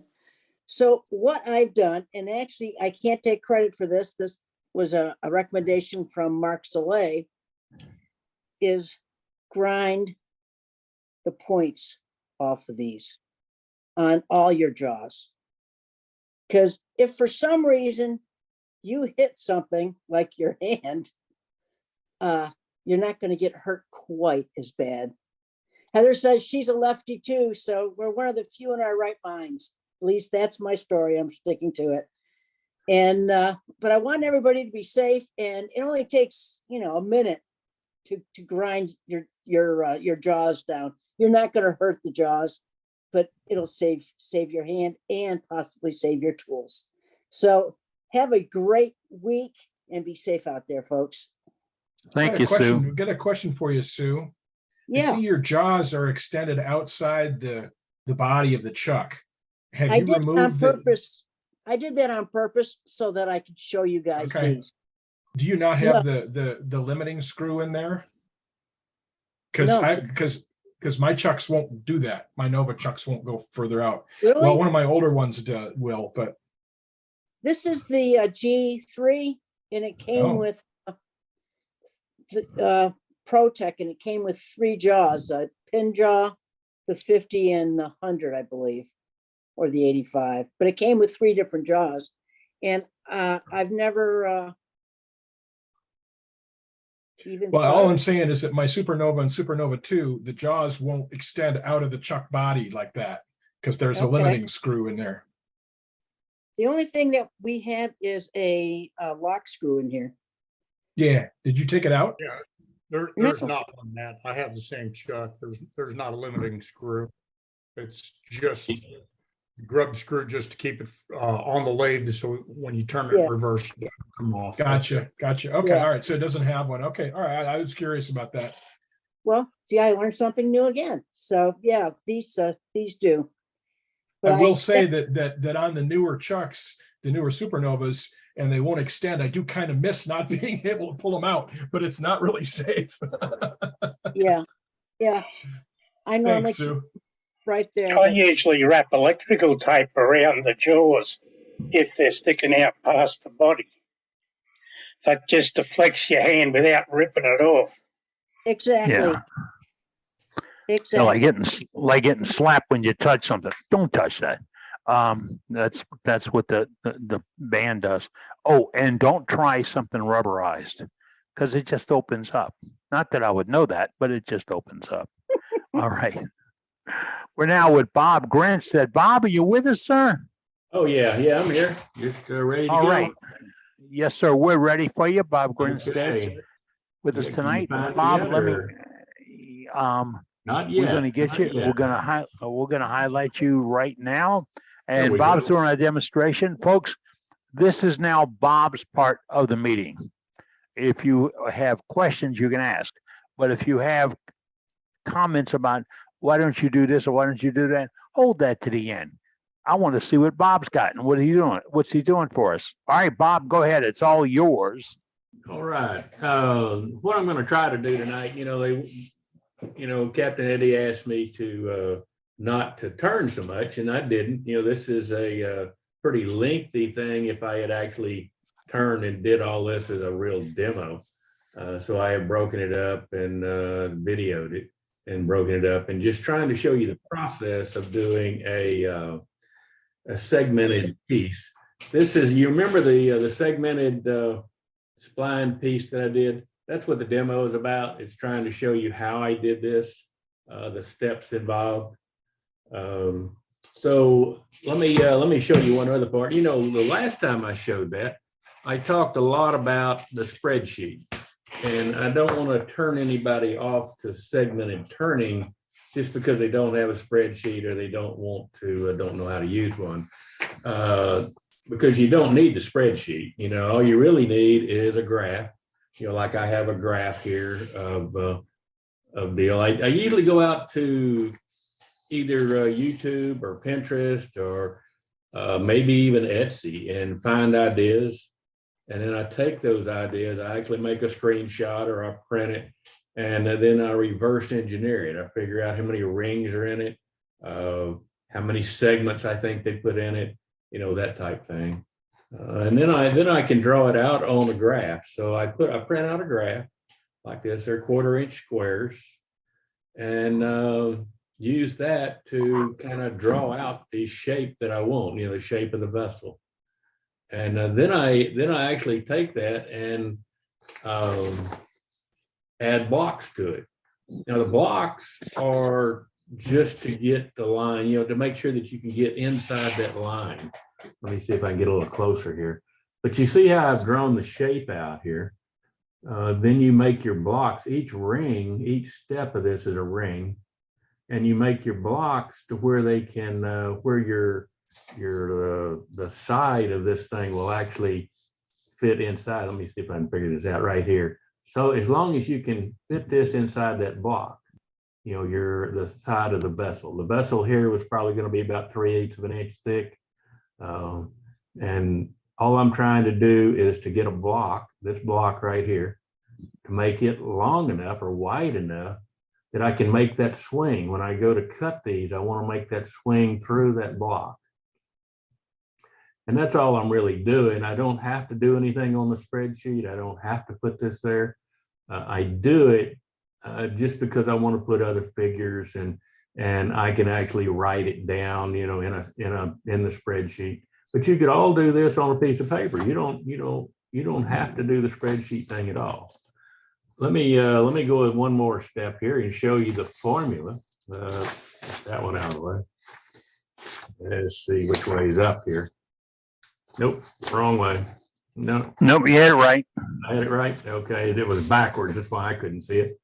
Okay, but here is the formula, and I've actually sent that to David, and see if we can't. Here we go. See if we can't get it on there. But the formula is not hard. All you're doing is taking the radius. I like to work in radius because then you're at the half of a circle, because that's the way I'm going to draw it out on the piece of paper. I just want to draw one side. I don't have to draw the whole base, both sides of that base, just one side of it. So I'm working in radiuses, and you take the radius and you multiply it times 2 to get the diameter of your vessel, and then you multiply each. And this is each seg or each ring. So you take a ring. Let's say that ring is 6 inches in diameter, or 6 inches in radius, and you're going to be a 12-inch vessel. Then you would take that and multiply it by 2 to get the 12, and multiply that ring times 3.14 to get the circumference, the distance all the way around that vessel on that ring. And then you divide that by the number of segments that you have. So let's say we did 18. I think in the example here, I was using 18 segments. So you divide it by the 18, and then I have a fudge factor that, that I multiply it by just to give it a little extra room, and I'll show you that in a second. But let's go on down this formula thing. Once you get that formula, you use that same formula for every ring. So, if the ring gets smaller, of course, your the length of your segments are going to change. And same thing about, you know, as far as the angle, you know, the angle is nothing special. It's, what is it, 360 degrees, and you divide it by the number of segments, and then you divide that again by 2 to get the angle. So each segment is going to be cut at a certain angle on each side. So talk to me about the fudge factor. What's the fudge Okay, factor? let me show you the fudge factor here. I've got another one here. Kind of, I thought that would come up. You have the your block, your segment that you've cut out, and you've got the angle on each side, and it's flat across the top. But when you put that in a circle and you're cutting out a circle, well, you're going to cut a little bit, the top edges off, trying to make it, you know, to get it to the flat part of your segment, to get it to this level. When you make that circle through here, you're actually cutting it off. So it's got to be a little bit longer on each side. This top segment, this top length up here, has to be a little longer on each side, just so you can compensate for the circle that you're going to actually cut. Anyway, that's what the fudge factor is for.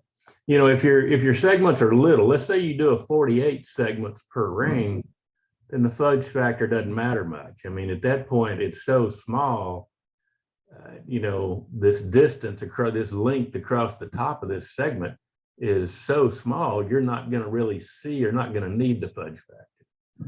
And, you know, when you get down, you know, I don't like to do a lot of 12 segment things, but I have. And if you do 12s, then you definitely need it, a fudge factor.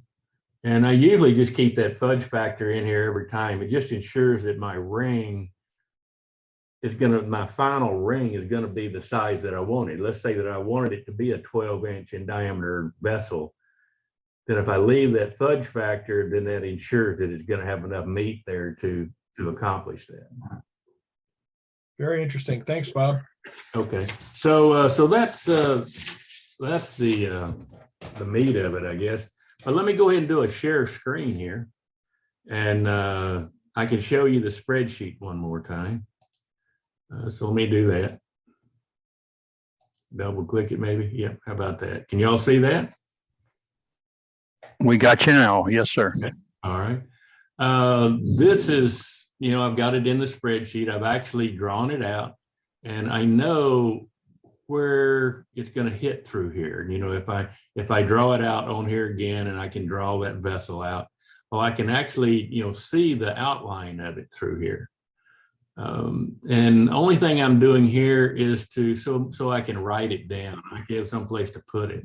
But it doesn't, you don't have to have the spreadsheet. It's not doing anything for me for the calculations other than me to sit there and add it up. Let's say that I wanted this ring is 1.5 inches thick this way, and it's 0.75, the top of it. When I use my formula to figure out the length of that segment, it's going to be 0.75. And if I take the 0.75 and multiply it times 18, then I get my 13.5 inches. That's how much material I have to have for that ring.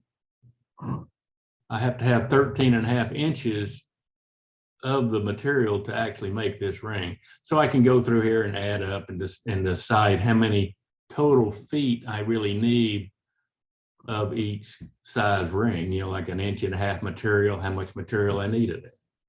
If it's only this 3/4 of an inch, how much material do I need for that ring and this ring? And then I add them all up. But that's just me, you know, how I figure it out. You know, you don't have, like, again, you don't have to have a spreadsheet. All this can just be done on a piece of paper.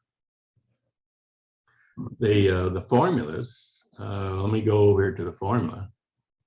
And again, you know, I did this, and here's the formula up here.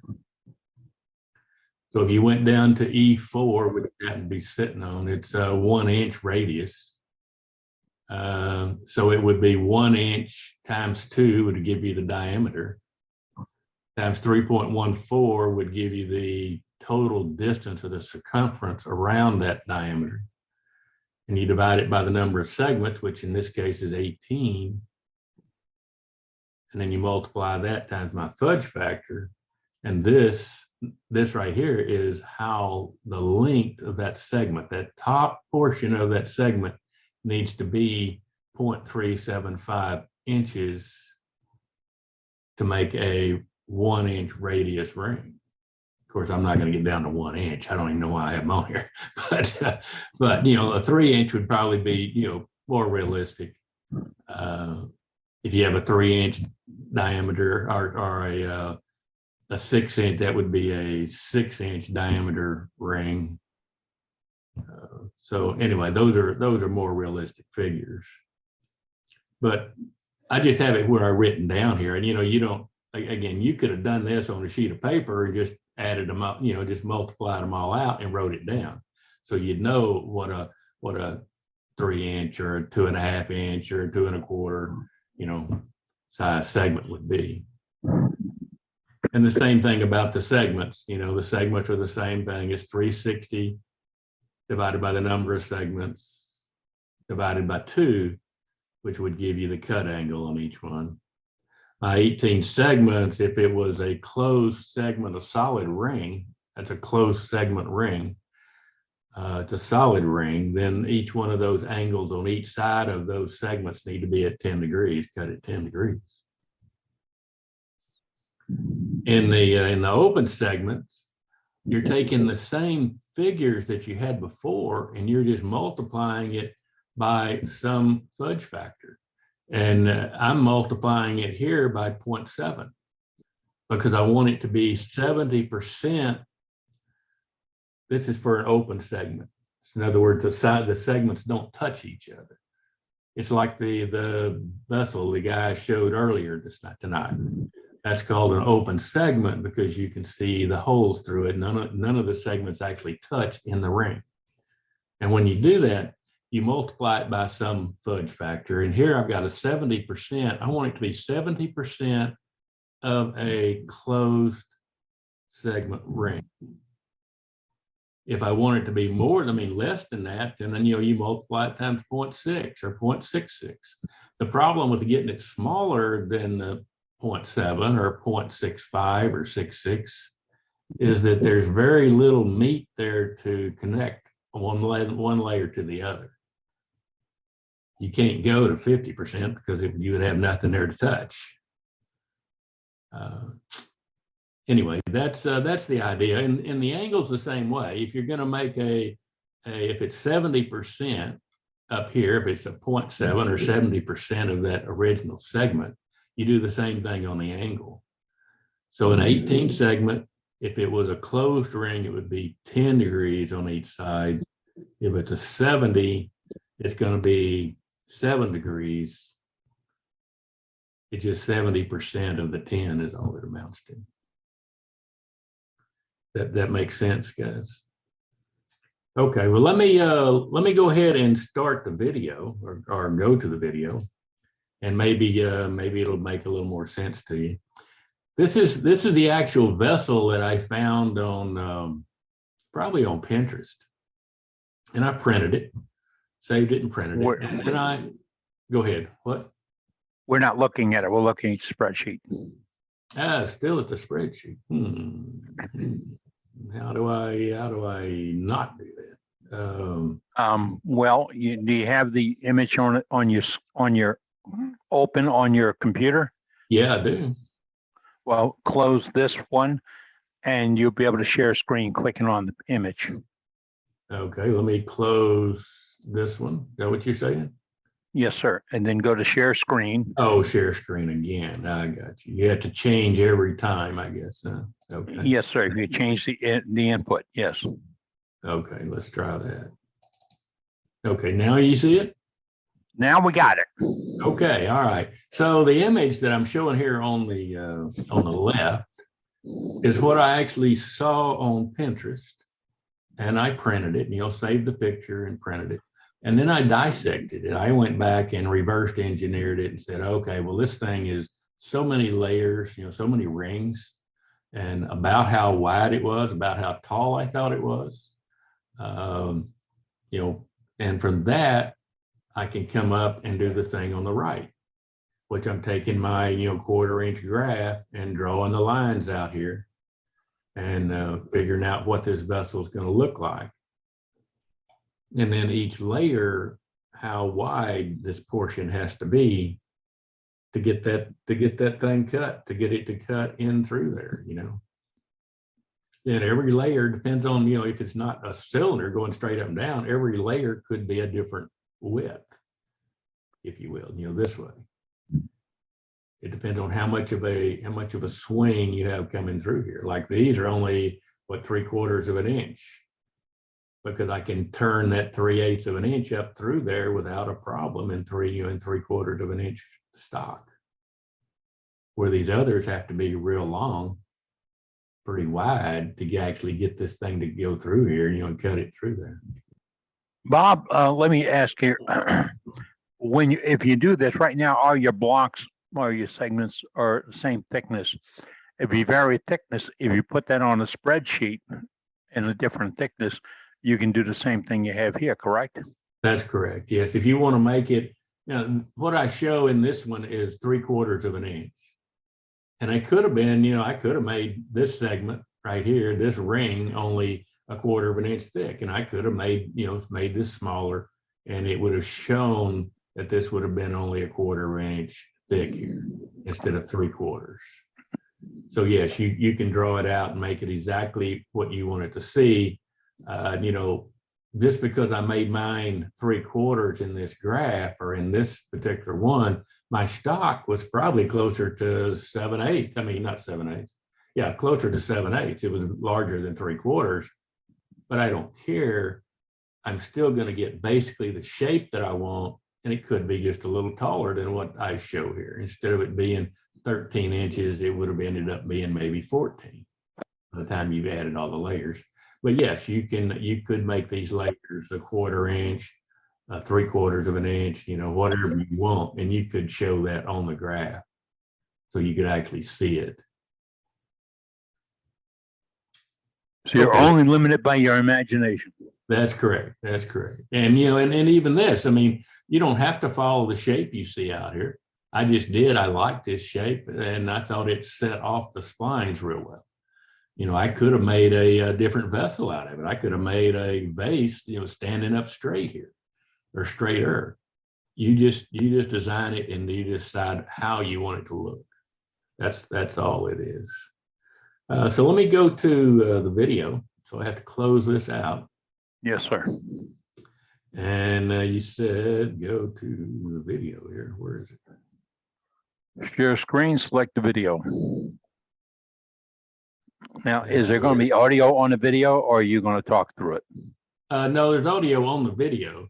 When you click when you select the video in the lower left-hand corner, there's going to be something there about audio. Click on that. Activate it. Okay, let's see here.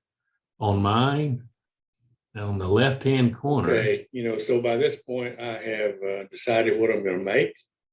I'm going to make. But we don't sit there. Do you see it now? Open segmented. Yes, sir. We're in a video. Can you hear it? I have laid it out on a piece of paper. Yes, I can. I mark this off in 1/4 inch grids. Okay. Draw out the line that I want, the shape that I want. And then I put it on an Excel program so I can kind of move it around and shape the blocks. You have to figure out how wide each one of these blocks has to be. So this one right here has to be 1 inch wide in order to get that curve in it. This one up here has to be wider. It looks like that is probably 1 1/4 inches to get it in this one. This one up here is 1.5 inches to get it in that one. But you figure out what width of blocks that you're going to want or that you need to get your curve in it. And you finally cut this thing out.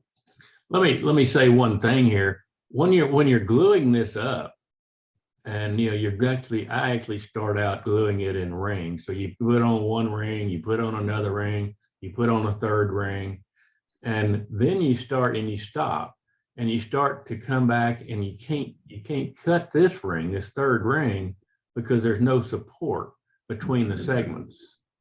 But you can on these others. You start trimming this off, and you can see that I can actually turn this thing down to where those notches hit. So I cut everything off until that notch goes away. Same way down here. So you can kind of know where this thing is going to go just looking at your piece of paper. So when you start turning the inside, you're going to turn the inside first. So you start turning the inside, and you're knocking all this portion away, cutting it all out of here. And you know to stop when you get down to these points. Let me go ahead and then.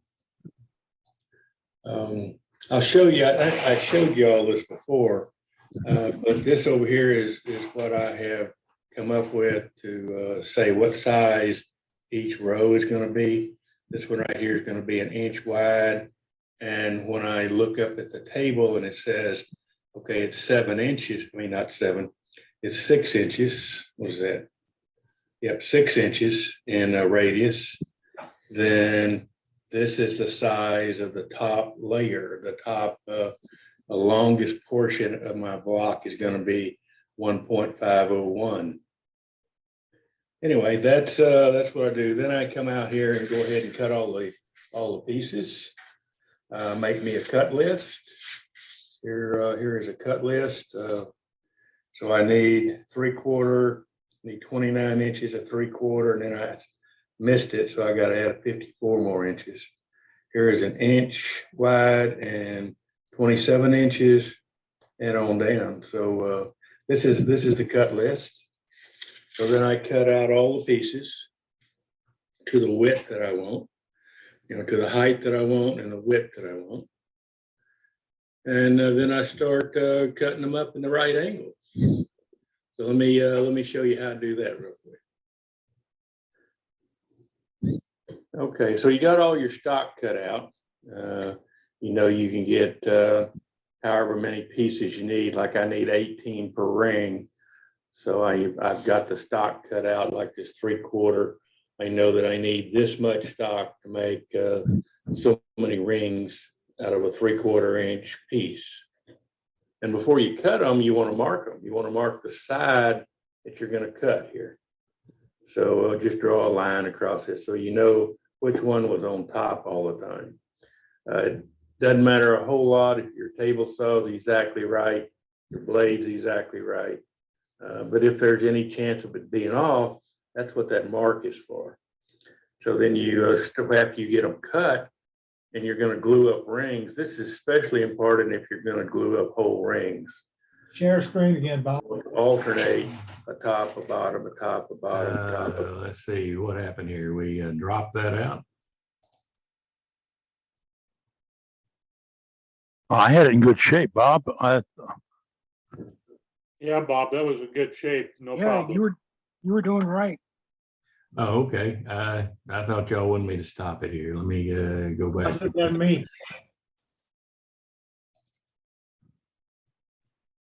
If you're having a low bandwidth, for all you members, if you have a low bandwidth, you get some skipping. Okay, by this point, I have decided what a whole lot. If your table saw is exactly right, your blade's exactly right. But if there's Everybody any back chance in of here it being again? off, that's what that mark is. We don't see the video. Just got the volume. Cut. All right, hang on here. Let me go back, and I guess I have to share the screen, huh? There we go. Yeah, Yeah, you that see? looks good. Perfect.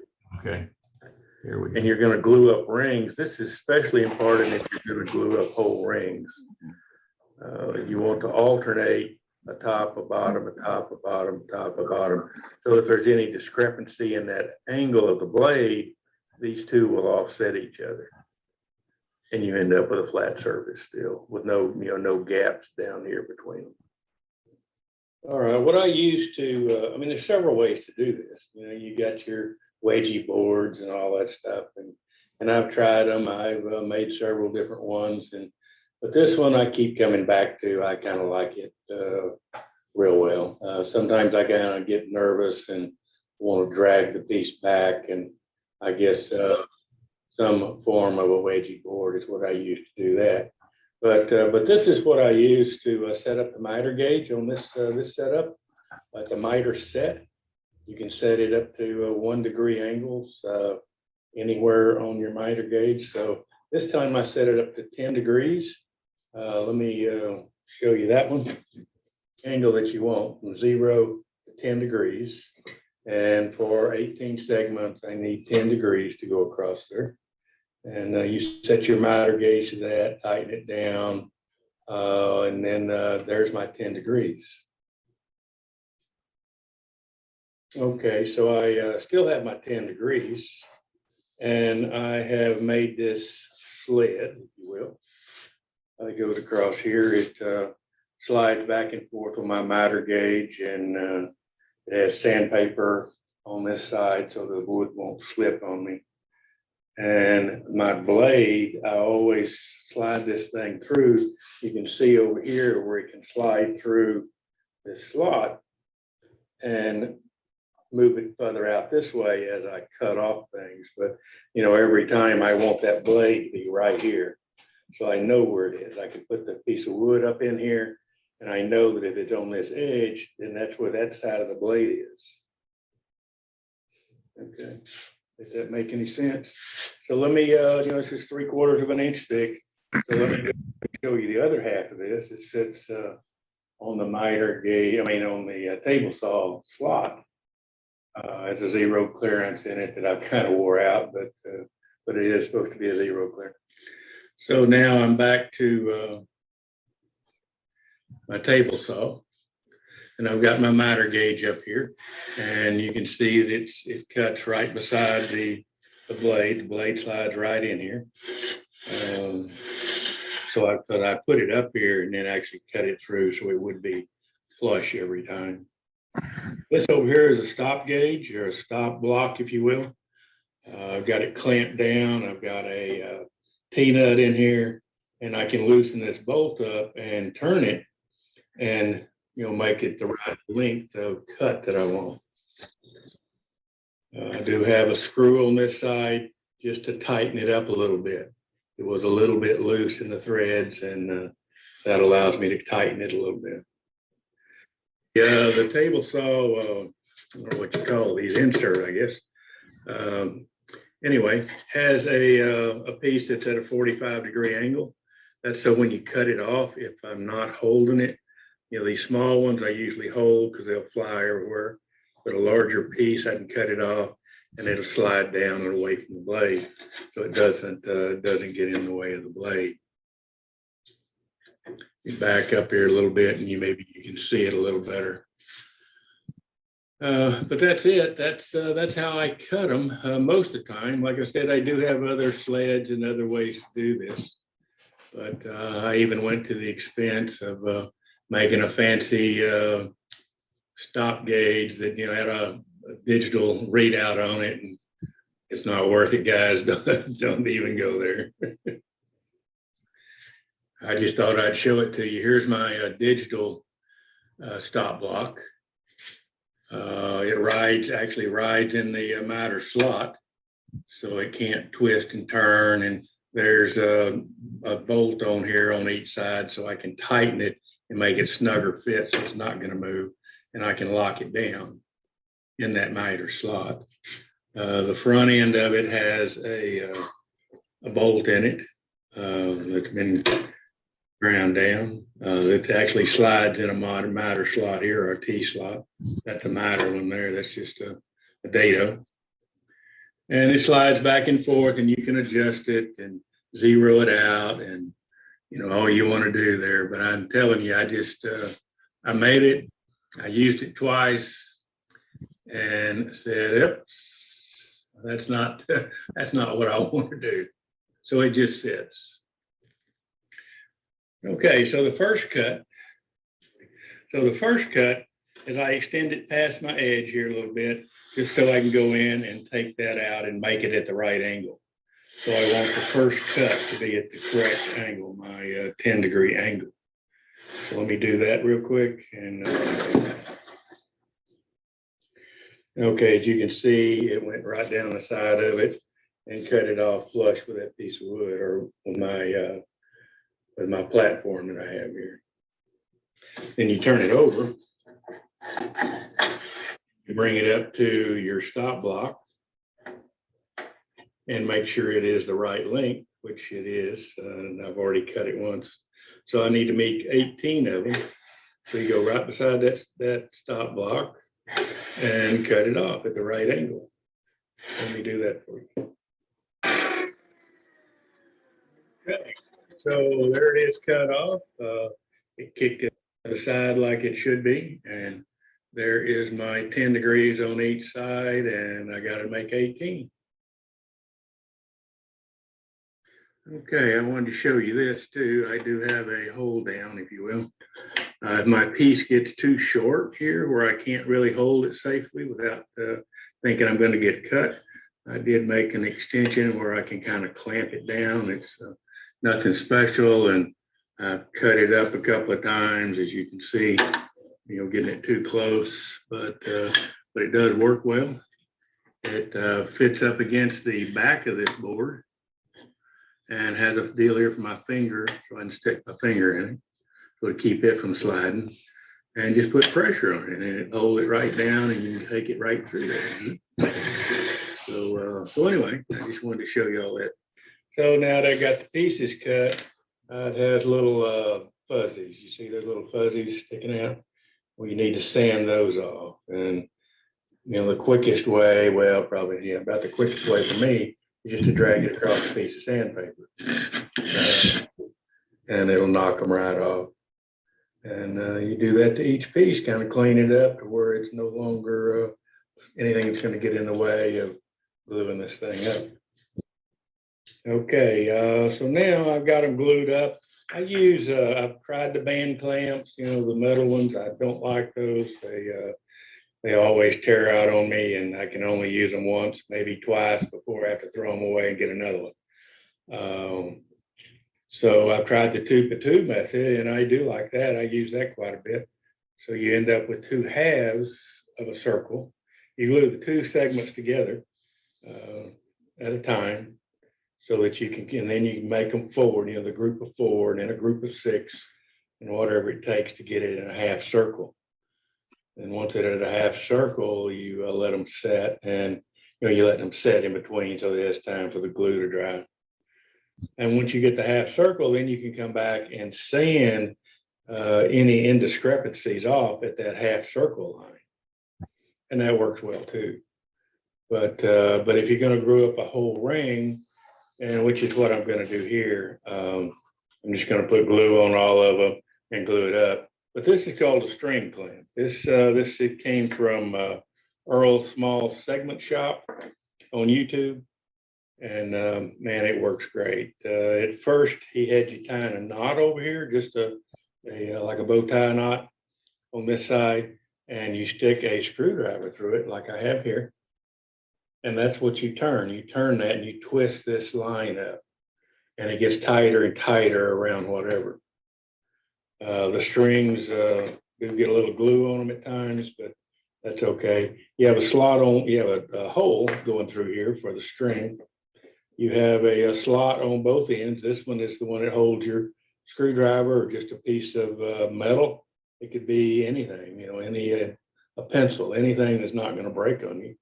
And because that's what you're going to use to twist with.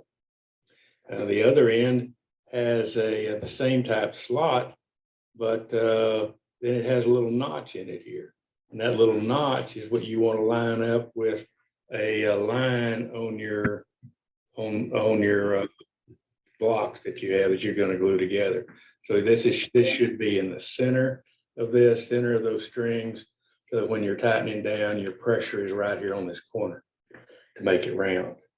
This worked real well. This he added later, and I kind of like this. It's easier for me than the little knot, but it just slips through this thing slips through right here in the center. You pull it back to tighten it up, and then you pull them all the way up, and that's what holds it right there. There's no knot, no anything. So it's being held right here. So I slipped it all up, pulled these to tighten it up, and then I twisted it. So I twisted this up, so right in here is all twisted up, and now it's perfectly around this thing.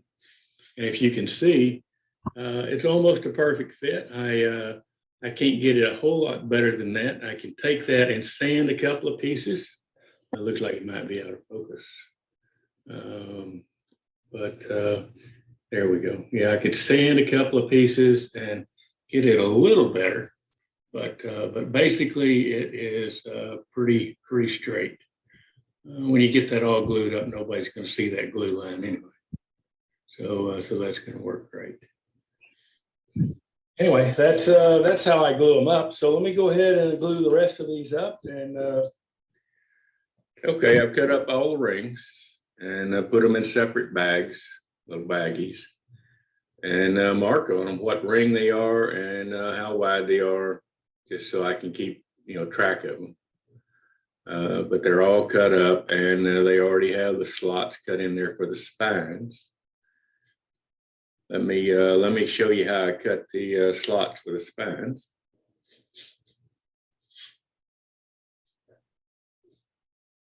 All right, so you remember the alignment line that I drew on the whole stick before I cut it up?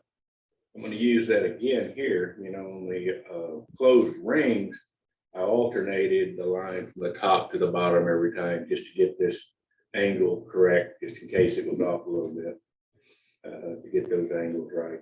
But here I'm going to use it to make sure that I am the right distance. Every time I cut a spline, if I'm not truly in the center, it would make it off a little bit. So I'm trying to make both cuts on both sides with this alignment line facing out. So they're always on the same plane or the same surface when I cut them. So let me cut one and show you how to do that. This little board up here is just to keep it, little feather board just to keep it pushed up. Trying to keep them all in there tight. I do have a little device here that I can push them through with. So let me try this.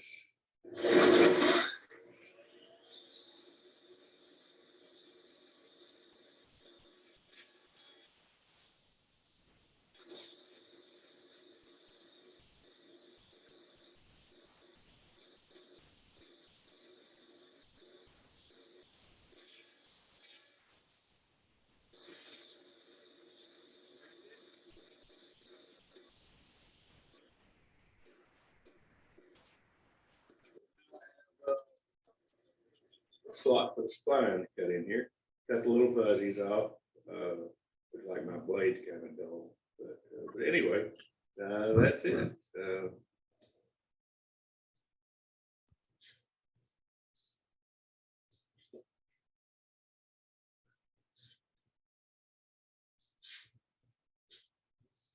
Okay, to make perfect splines the perfect width of your saw blade. The easiest way I've seen so far is to use two pieces of wood, sacrificial pieces, because you're probably only going to use them once, only for the splines. But if you first run this one through here and make it width of whatever this is, 2 inches or something, you need enough here to be able to still push it through safely, the width of this, so you don't get in the saw blade. And then the other piece, you come back and you do the same thing, except for when you do this one, you don't go all the way through. You stop down here, so you have a little catch on this end, a little bit still sticking out, and we're going to use that to push the other board through, and then you'll have the perfect width of the spline. So let me show you here.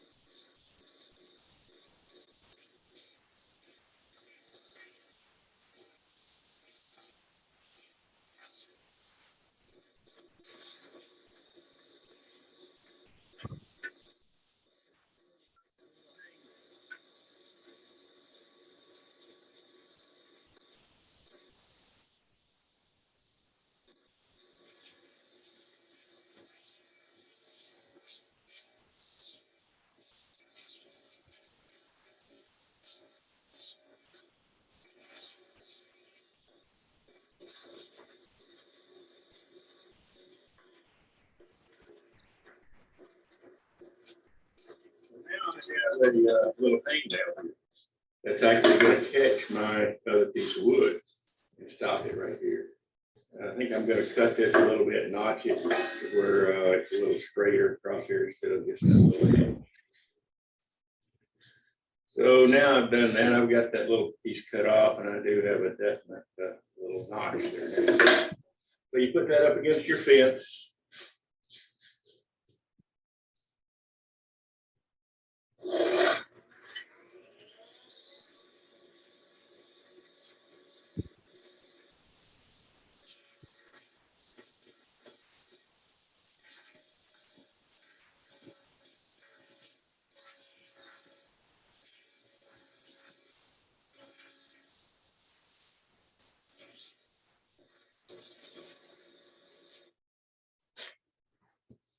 And then you have the perfect spline.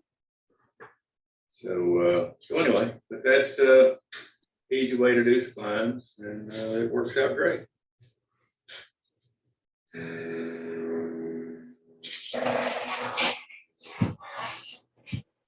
Okay, so now I have rings all glued up. This is my last ring.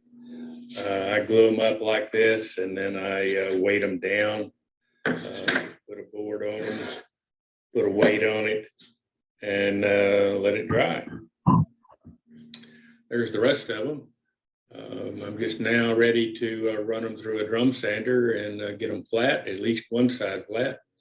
And then I'll be able to take them over and start putting them together and gluing them together and turning it out.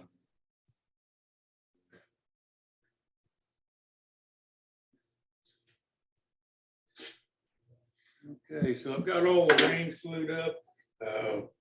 Now I need to sand them to make sure at least one side's smooth. The other side we're going to sand again once we start putting this thing together. But for right now, I just need to sand these things a little bit. So let me get started. Let me kind of show you this. You can see the drum. That's out of a piece of 4-inch PVC.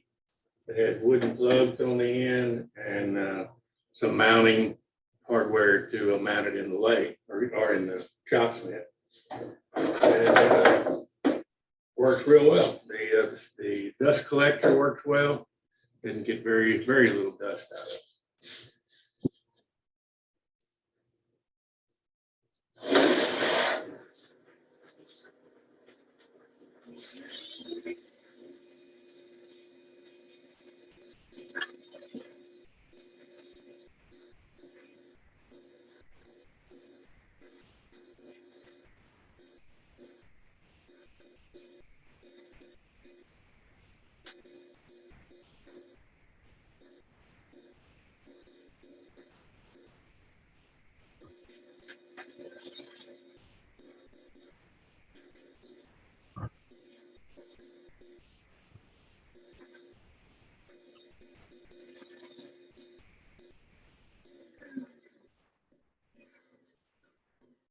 Okay, that's it. I just need to go ahead and sand down the rest of these, and we'll be ready to put it together.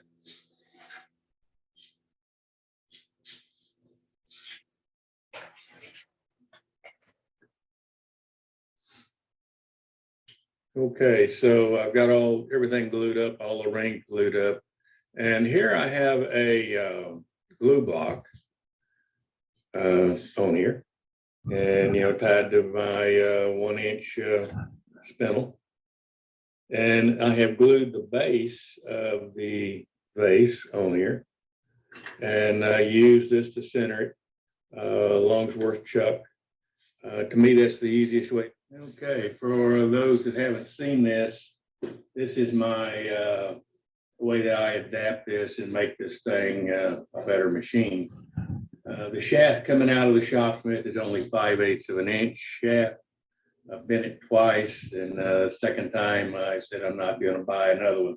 So I straightened it out with a hammer, and then I made this adapter. So it goes from 5/8 to 1-inch by 8 threads over here, and with a, I think they call it a pillow bearing or something like that. But anyway, it's like a 3-point hookup. I'm never gonna bend that again. And I have an 1/8 inch thread, 1-inch threads for 1-inch nuts or any adapter you want to put on. So let me face this off and get that started.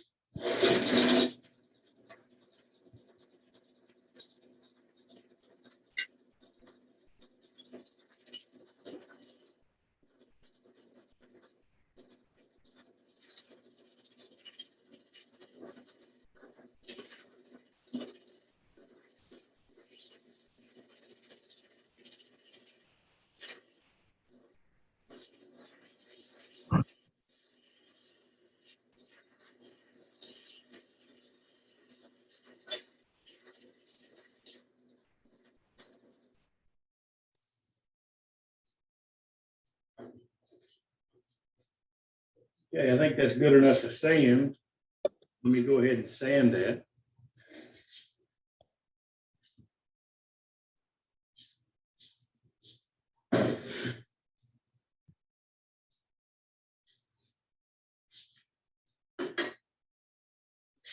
The sanding board is nothing but a board with sandpaper on it. And you just hold it up here.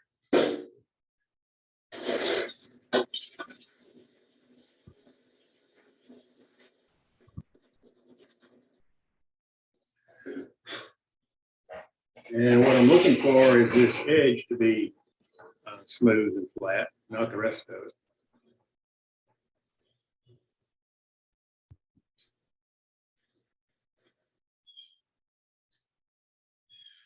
Okay, I'm thinking to glue the first ring on here. And you don't need to put glue over that whole ring. So I'm just going to kind of mark it so I know where the glue line is going to be.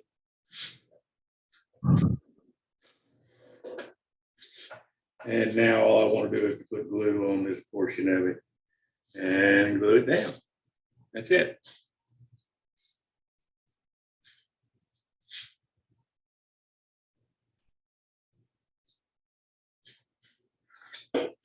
Okay, so I need to sand this side before I put it back, put the other next layer on.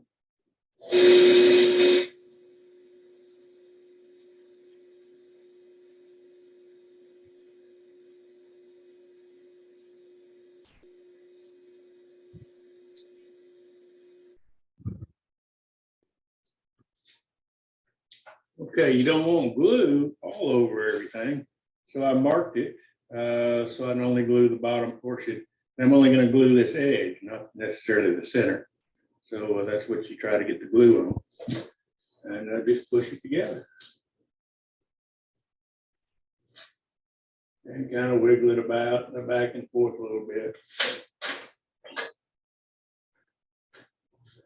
Put some pressure on it. And what you're trying to do is to get them centered up here. A little bit off, maybe. Oh, that right there looks pretty good. Ooh, maybe.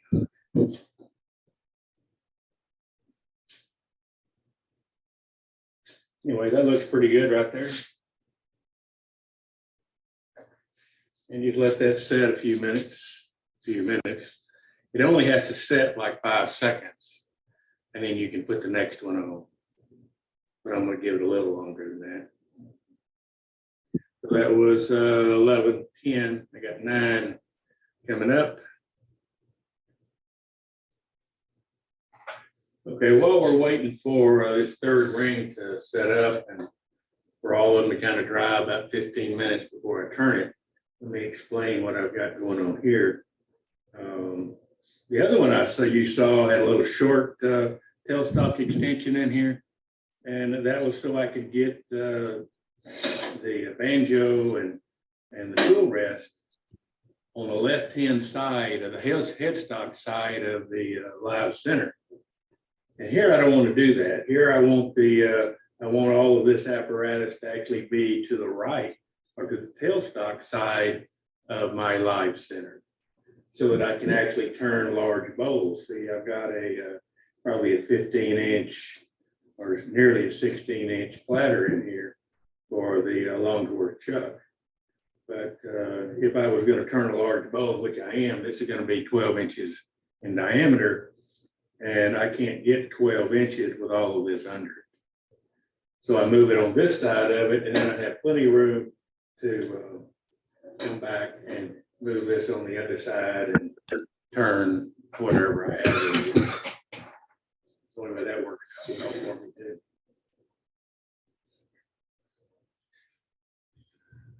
Okay, I have got 3 rings glued on to the base and ready to turn the inside and part of the outside, kind of rough it out a little bit. But otherwise, they're on here ready to turn. You can only turn the first 2 rings. The third one out here on the outside, if you hit it, you're liable to knock them off because it is open segment. But otherwise, they're ready to go. I've got 6 rings glued up now and partially turned on the outside, just kind of get the rough edges off and to make a flat surface because I want to use a steady rest to put around this thing as it gets longer. But right now I have gone ahead and turned out the inside. I've lost the video that I had turning it. But there is the inside basically turned out. I do have some more to turn out of here. But this last ring, I shouldn't have put it on. I should have left it off, but I've decided to make it in 2 halves so I can put it together. It makes it easier to turn when you do it that way. So I am going to go ahead and finish the other half and get it ready to glue on here. And then come back and turn through the small hole and turn that inside out. But it's looking pretty good.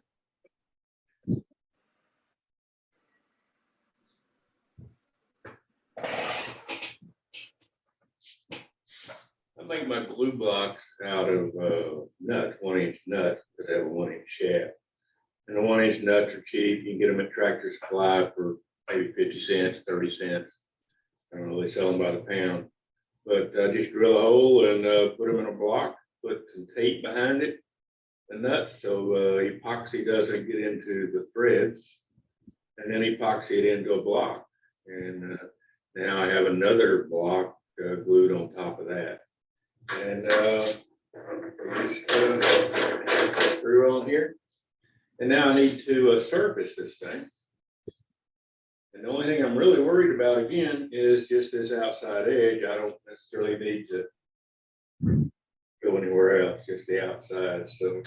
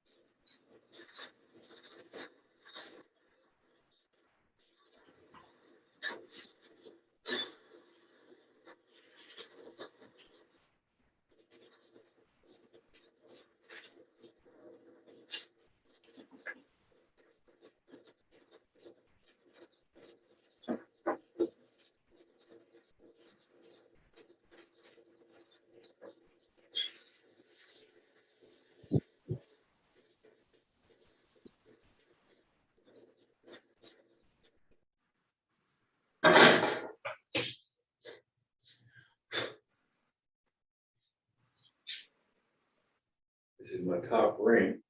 So I'm going to go ahead and center it up and glue that on here.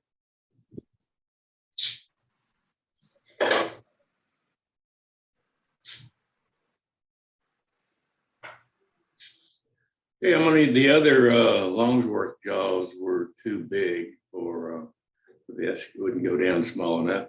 So I'm using a set of Cole's jaws to center it. And I'm just going to slide it up here and run it around a little bit. Tighten it up on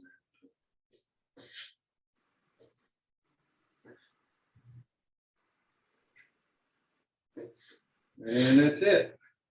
Let that set a few minutes and then I'll put the next ring on and the next ring on, and start turning this thing out. So about 3 rings, maybe 4 rings, and I'll start turning.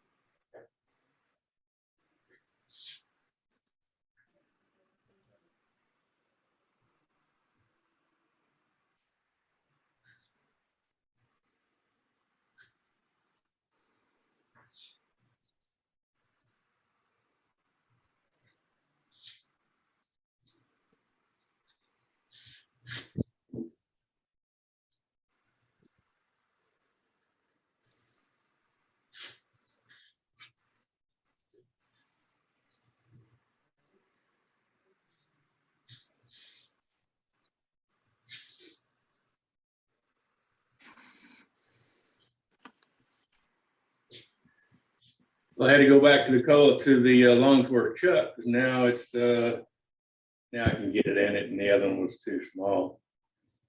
So just mark it so I know where my glue line is going to be, and glue this one on.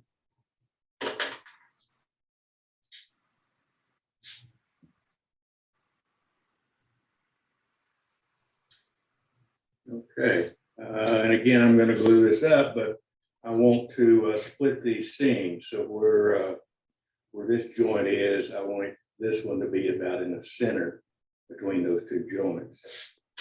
We shove it up here, centered, and tighten it in.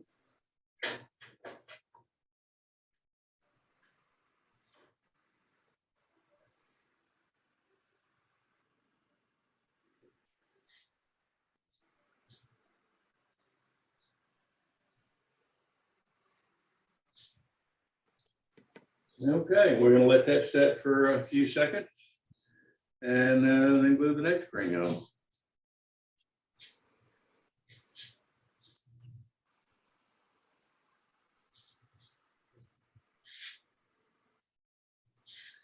Okay, nobody really ever tells you that you need to clean these slots out, but you do have a little glue squeeze out, and you want to keep that to a minimum.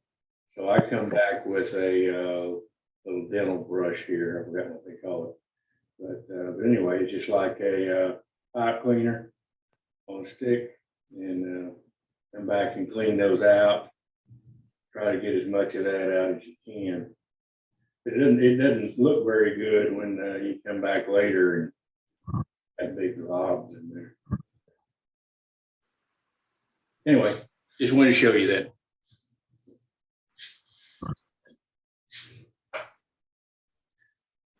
Okay, I've got 5 rings glued up on this side and ready to turn it. So let me switch camera angles and get back over here, and so I can turn this thing out.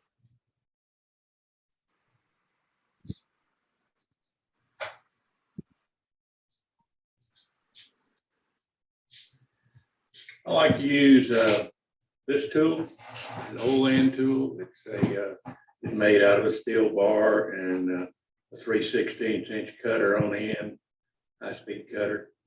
Easy to sharpen, and it works pretty good for this. It's kind of like a hollowing tool. But anyway, it works great for this.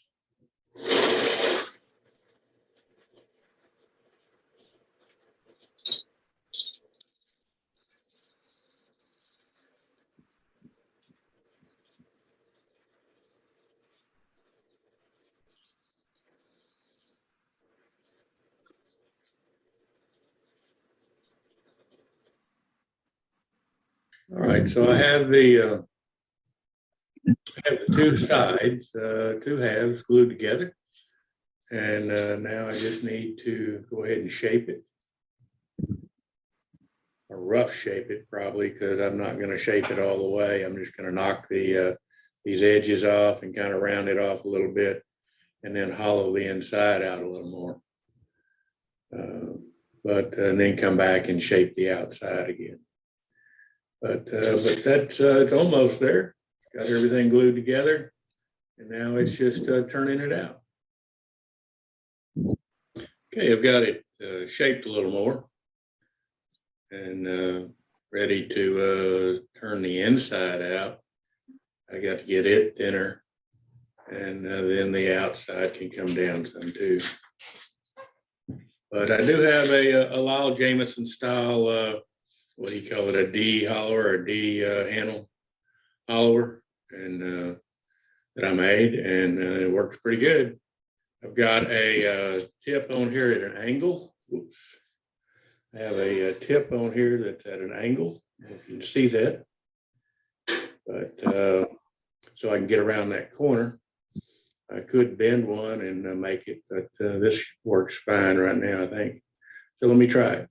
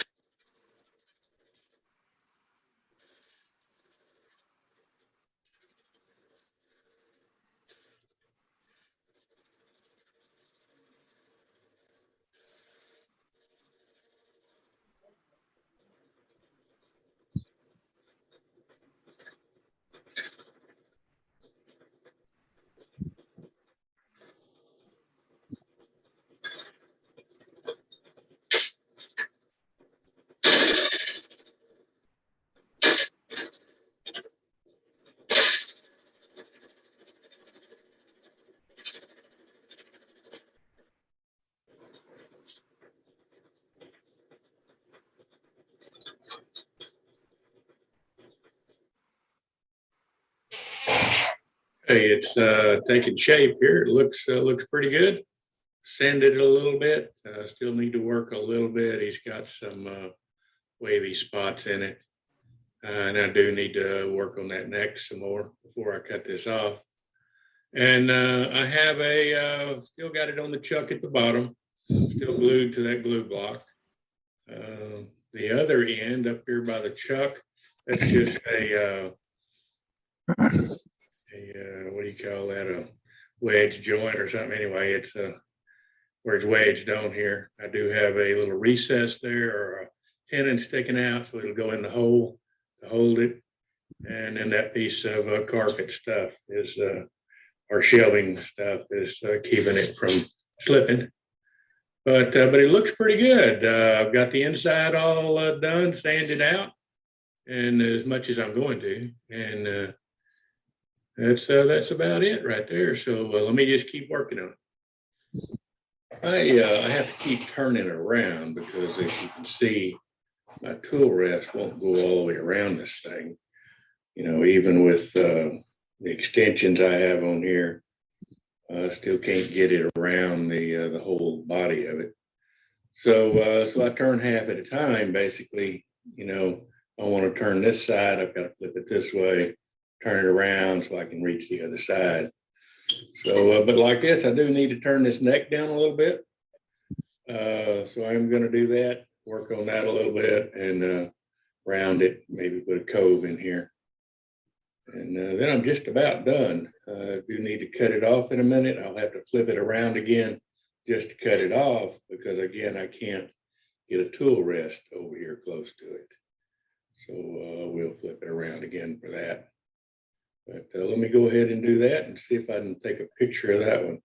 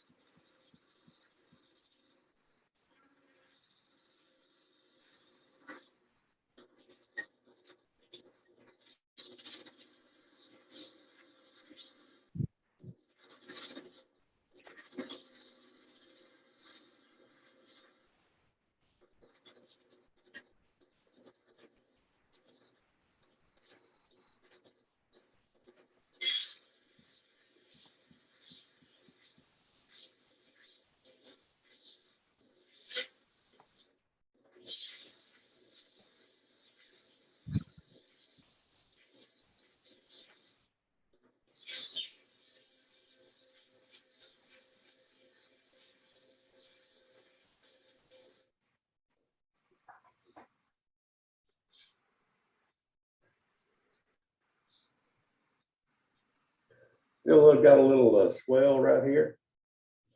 I'm gonna sand a little more. This ring right here is still just a little high. You can see it, but you can do more by feeling. You know, you can feel that swell right here. But the rest of it will be pretty good. So let me take a little more of that out. The rest of it feels pretty good.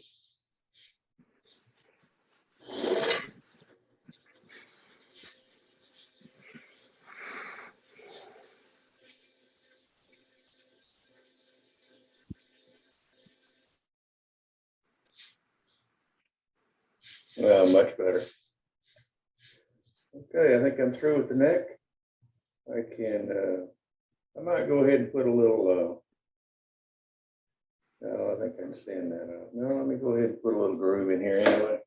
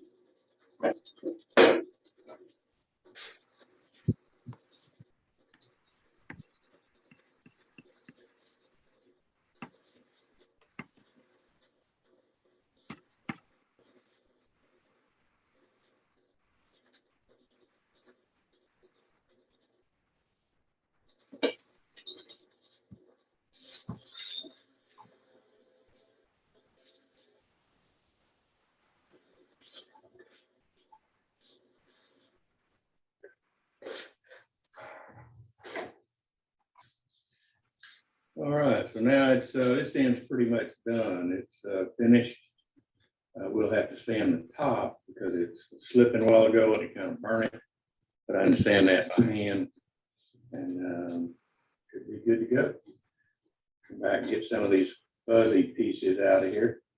But otherwise, it looks pretty good. It's nice and smooth and round. I'm going to flip it around so I can cut this off. So let me do that. I've got it turned around and now I can reach this end and I just want to part that off and of course it'll taper so it'll sit flat on the surface.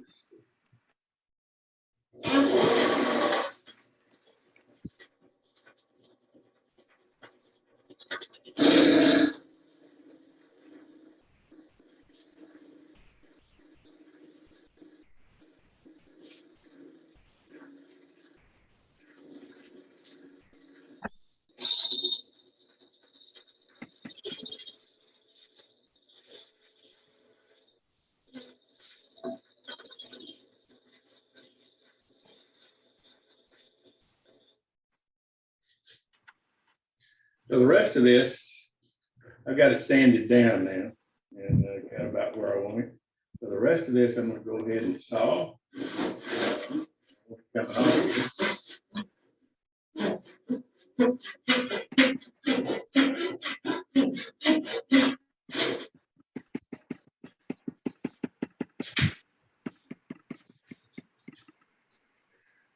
Okay, I have a little bigger grinder. This one here is just a real coarse wheel on a, what do you call this thing? Anyway.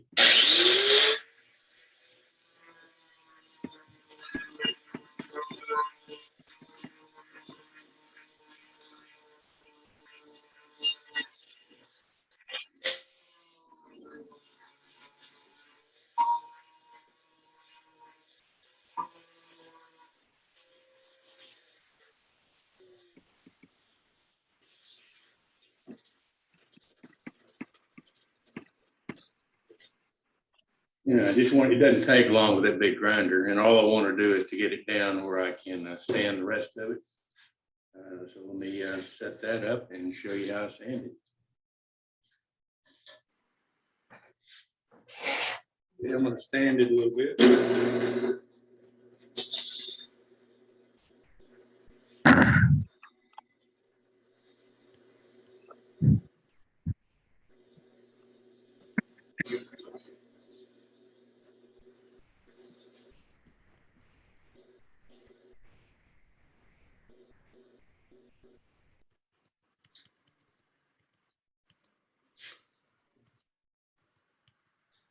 Okay, I've got it all sanded down. The only thing left is to sign it and put a finish on it. I left this a little thick, but that's okay. I could go back and hold it with the steady rest and turn this down, but I don't think it looks that bad, so I'm just gonna leave it. Let it go. But otherwise, that's it. I just need to sign it and put a finish on it.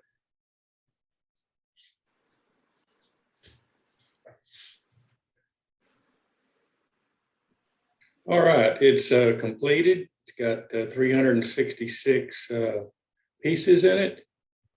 It's about 12 inches wide and 12 inches tall. The finish is Krylar clear. So it turned out really good, but that was thanks to Mark Soleil. He told me about that instead of lacquer. But anyway, I think it turned out pretty good. That's my video, guys. That was absolutely wonderful. Well, thanks. I appreciate that. That was a good demo and a pretty piece. Yes, thank you. Yeah. I like the detail of you showing step by step what you did. I like that. Yeah, there's not a whole lot of turning to it. It's just the steps. And, you look at it and you say, well, boy, it takes a lot of time. But, it really doesn't. I probably did that in a week. But, I'm talking a couple hours in the morning, a couple hours in the afternoon. And it's the different steps, so it doesn't get real boring. You only do one step at a time until you get start assembling it, and it goes pretty quick. So, I think everybody ought to try it. The open segments to me is easier, just because you don't have to be so critical with your angle. But, I like both kinds. I just, there's a different jig that I use to actually glue up the open segments with, but Hey, Bob. it still works good. Yep, go ahead. Yes, I'd like to ask a question. From the time that you start figuring out what you're going to be building to the finish. Albert, somehow you lost your video, your audio. All right. Pick up to go again. All right, go ahead, please. From the time that you start of your project, how long a period of time does it take to finish some project like that? Like I said, it was probably about a week. It really, yeah. It Steady? really Is it steady or is it just an hour No. here, an hour there, or what? No, I'm usually working maybe 2 or 3 hours in the morning, and of course, I have to have a nap. So it's a couple hours in the afternoon, and it might take me 7 days, but time to what 5, so 35 hours or something. Well, I'm 80 years old and I can't build all those tools. I mean, but I can do it a slower way, I guess. I'm going to try that. Thank you. Yeah, well, good. I hope you try it. It's really pretty easy once you start going. If you go look at Earl's Small Segment Shop on YouTube, he has lots of videos on doing open segment and closed segment vessels. Yeah, could you put that on the chat? Sure. It's sure, in I'll the put it chat. It's already in the chat. Okay, thank you. Hey, Bob, what told you how wide to cut the splines? It's the 70% again. You go back to the length of the segment itself, and then I took off 70% of that because I want it to be open segment. So if you look at the distance here between them, between the edges, Right. And you measure, whoops, get it up here, where you measure this, or you can see what that 70% is, how much you cut off. You make it twice the 70%, the portion that you lost, right? And then you have however deep this channel is. And that was probably, 3/8 of an inch deep. Okay, so all the splines basically are the same length. Yeah, all the splines are the same length across here. Okay. If I had cut, I made a mistake when I did this. I wasn't paying too much attention with the angle of these pieces. Mm-hmm. Okay, because if you had done this right, I just got it close. It was supposed to have been 70% of the 10 degrees, right? 7 degrees. Well, it wasn't. When I actually cut these, it was off just a half a degree or something. And when I did that, well, the splines now have to be cut at an angle. Gotcha. If I hadn't have done that, if I'd have made these at the right angle to begin with, that spline just could have been a rectangle piece you just slide in there. Gotcha. Okay. It's just like when you're making a ring.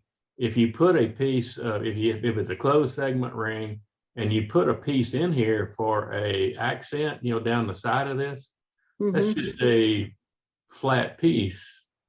And all you're doing is making the ring bigger. Okay. But it's the same thickness all the way through that spline. Anyway, it is still doable. It's just that I made it more complicated than I had to. I did have to spend more time on each one of these because I had to cut each one of these as a segment, each one of these splines as a segment rather than just having a straight piece there. Okay. It's gorgeous. Two things to ask. I was real surprised that you said you only had to wait 3 minutes or 4 minutes when you were gluing pieces up. Dummy that I am, I was waiting at least a half an hour, maybe even 45 minutes between glue ups. You didn't have a problem when you went that quickly? No, it's the glue that you use. If you use that thick and quick, Tight Bond's thick and quick, or quick and thick, I don't remember what the name of it is, but anyway, it's one of those. When you put it on here and you actually squeeze it together, you can put these rings on, or even the segments. If you're just doing individual segments, you can hold that segment here on it for 5 seconds and go to the next one, 5 seconds, go to the next one, 5 seconds, go to the next one, 5 seconds. And it's good enough to hold it there.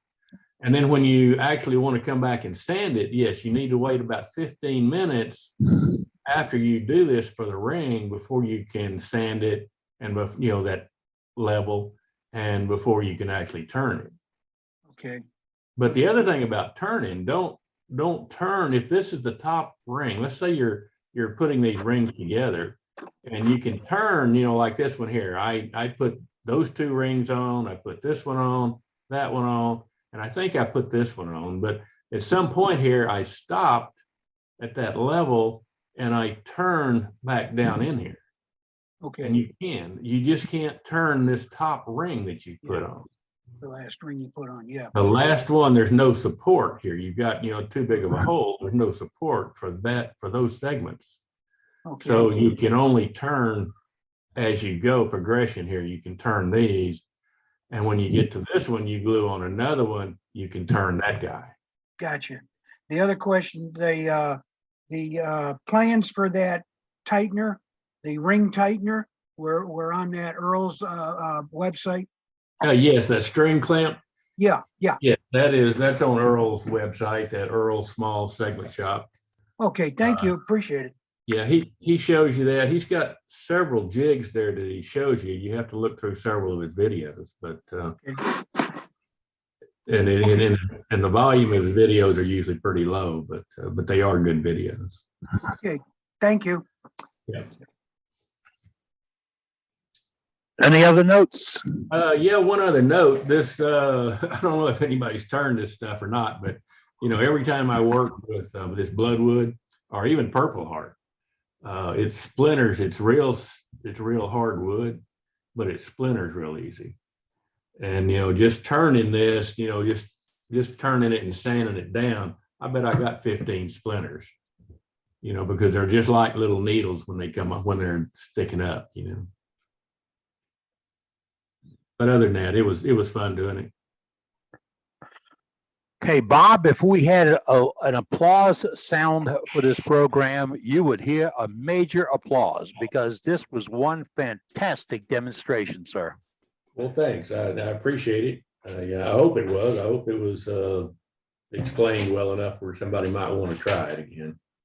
Okay, and our webmaster says he'll have this posted in a day or two, and it'll be out there. And folks, all those notes that Bob talked about tonight, including the Type Bond Quick and Thick, is available on Amazon, and Matt Harbor put that link on the chat. That's why we tell you to save the chat, or Donald tells you to save the chat. But this is one beautiful piece of work. Bob, thank you ever so much. It's really great to have a member put something like this together for us. Okay, I appreciate it. Thanks, guys. All right. There you go, folks. That's a member. That's not a paid turner or a paid video or whatever they call them nowadays. That is one of our members showing you how to make one of his pieces of art, and play with that a little bit. And Sue, you asked about the segments, the pieces going between. All right, Bob showed it to you in this view. Draw it in this view. Lay it out, draw those circles, put the segments in. It just gives you a more reassuring layout. Once you just do one ring, and you will discover how easy it is to keep going back to that again and again and again. That's why I've always advocated, get some graph paper in your shop. If you don't have any, go buy some, steal some, whatever you got to do.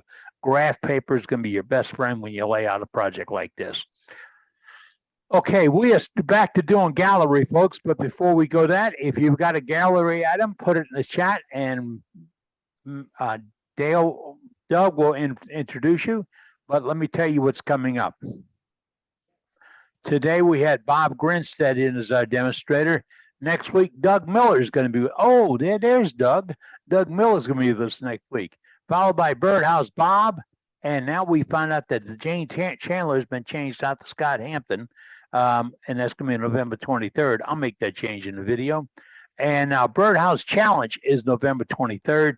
And I got to have it down as a challenge, but it's not a challenge. It is a show your work day. So our gallery on the 23rd will be birdhouses, whatever shape, design, color you want, and all that. And it is almost, well, there aren't any rules. We don't do a whole lot of stuff lined up with rules. I want to tell you what the scheme is. This is it. It's called the Birdhouse event. It's November 23rd, the Wednesday before Thanksgiving. Any and all sizes of birdhouses are welcome for any shape, size, color, or anything else. You want to talk about design? Do a single, do a shotgun, do a condo, do a senior birdhouse with those little handrails inside and everything. And birds are an optional decoration, but they're expected, decorated up. And one more reminder, batteries not included. That's what's coming up in November. And we're booking in December right now. So if you'd like to do a piece for us, you pick the piece. You pick the technique, the style, the turning, the jigs, the rigs, and all that. Just like we saw a few minutes ago. Jigs he made, modifications he made to his lathe, a drum sander he made for his lathe. There's absolutely no limit. If you've got an imagination, you can make it work. So if you've got something like that, let us know and we'll get it on to you. Somebody said, wonder if you mailed the templates yet. Yes, we did. We mailed those. I think we had 6 and they went out in the mail. Our post office is so quick. Give it a moment. But I've sent those templates out, the layout templates to help you lay out. I don't have any more. Management is looking to see if we had any backstock that we could have go get laminated. But we gave those away because I've closed. I retired a second time. I closed that business due to health reasons. And hey, I'm all right. I'm doing good. I'm getting healthier by the day. I met my cardiologist yesterday, and he's practically doing handsprings going out of the room over the success we're having. So, I get a lot of calls and notes about it. I'm doing great, doing great. If you got something to show, like Joaquin has got something, Doug, you need to call up Joaquin. Well, I've got several people here. Let's go to Dave I did. Kingsley first. He's got a question for us. Go ahead, Dave. Yes. You got me? Yeah. Gotcha. Yeah. I have a friend who's a florist, and we got to talking the other day, and she wants me to make her a bunch of vases, but they have to be waterproof. What's the best way to waterproof the inside of a vase? I know if I ask 5 people, I'm going to get 10 answers. So I like a nice thin epoxy, personally. epoxy? I'll do Yeah, epoxy. I second the epoxy. I'll third the epoxy. But don't Look you out, have to, hey, if we're all agreeing, what the heck is this? but Well, to we- do that, we- you'd have we to know- do it on the lathe, right? No. No? No, yeah, you just, what you do is you put a dollop in and you roll it around. So it's coated the surfaces, and then you make sure it's got a good coating in there. And then you can, either put the vase upside down so the excess drips out, or just let it, depending on how much you got in there. Okay, cool. You got to make sure you get plenty of time to cure. And I I'm- use the right epoxy. We differ on which epoxies to use. Yeah, okay. Let her up. Dave, I use marine epoxy when I Marine use mine. epoxy? Yeah, I get it at West Marine. It's an online store. Okay, cool. And I'm going for a glass insert or a PVC insert. Yeah, I have some glass inserts, but because she's a professional florist, she might not go for It'll that. be waterproof. It'll definitely be waterproof. Oh, definitely, yes. I have some, but I don't want to give her exclusively those because I think that's a little. Doesn't Dave, look I had a lot of luck with resin. resin. Yeah, and you can color it, you do anything you want with it. And it flows very nice. Mm-hmm. I've used it on the inside of bowls and larger bowls because people are going to put fruit or something else inside. And I sold one bowl and they complained that it changed color. So I would do almost a wipe apply. I would put it on a piece of sacrificial material or a sponge or whatever and apply it, work it in. And I could build up 1 or 2 coats with it that way. It worked for me. It was very nice. Okay, cool. All right. Anybody else? Okay, thank you very much. Appreciate it. Well, All he right. had 8 opinions. We're short opinions. He wanted 10 different opinions. Y'all have to work on this. That's part of the deal here. Who else we have, Doug? Jim Shelby, what you got, bud? I made 8 freedom pins that I'm taking. There's a littoral ship out here at Mayport, the Detroit. I hooked up with a first class on there. They're all made out of cherry. They're finished with beeswax and carnauba wax on top. So I'm taking them and passing them out. Maybe tomorrow, maybe next week. Oh, they're very nice. Yes. Thank you. Made out of cherry. I know I said that.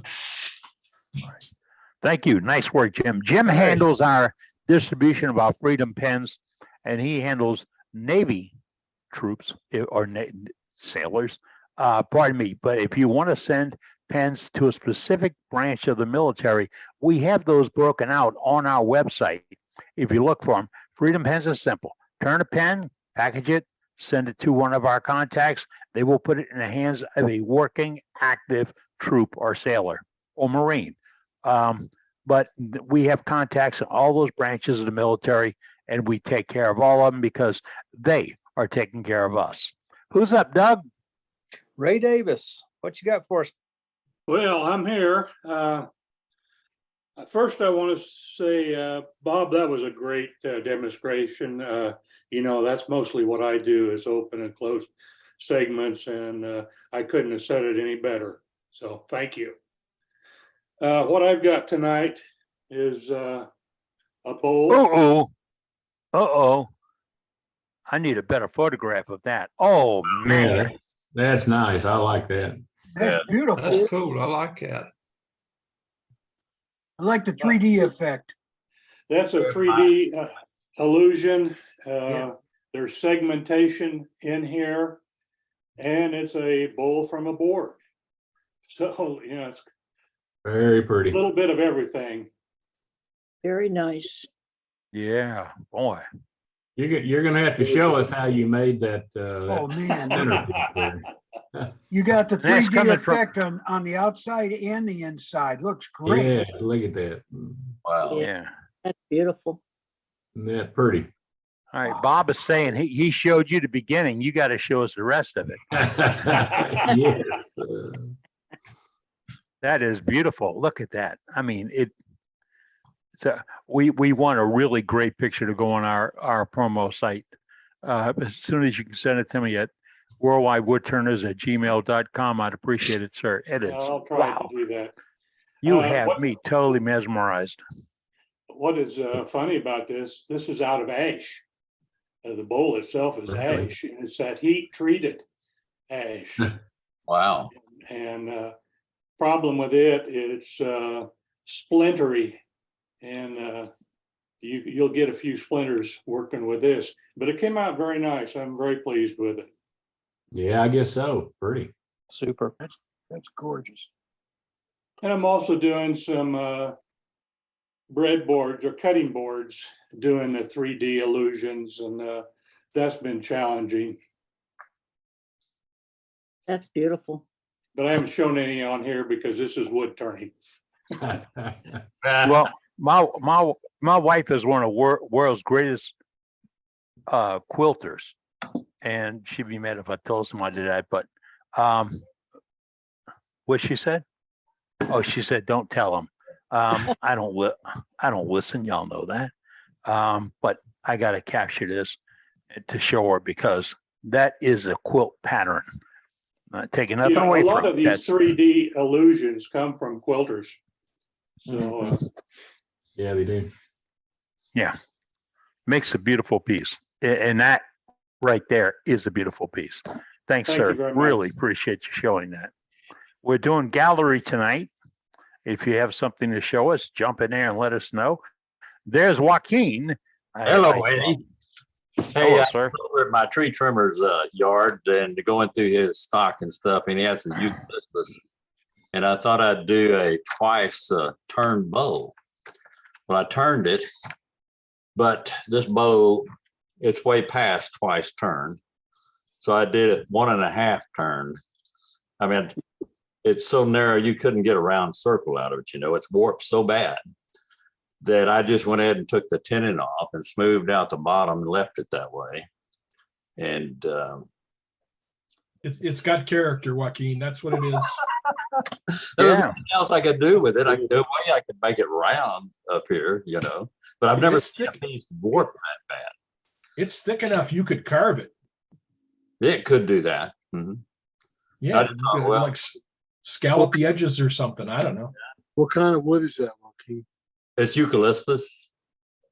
And it was one thing, besides being, I don't know when it was cut, but it was soaking wet. We had torrential rains.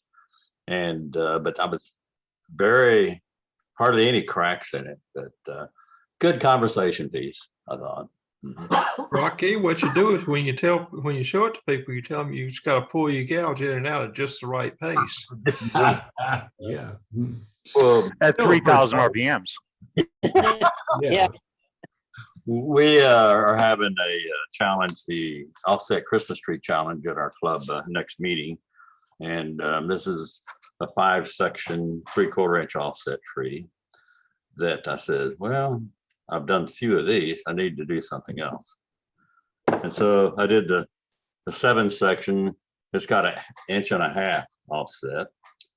Oh, that's cool. Yeah. So I said, yeah, you can do better than that.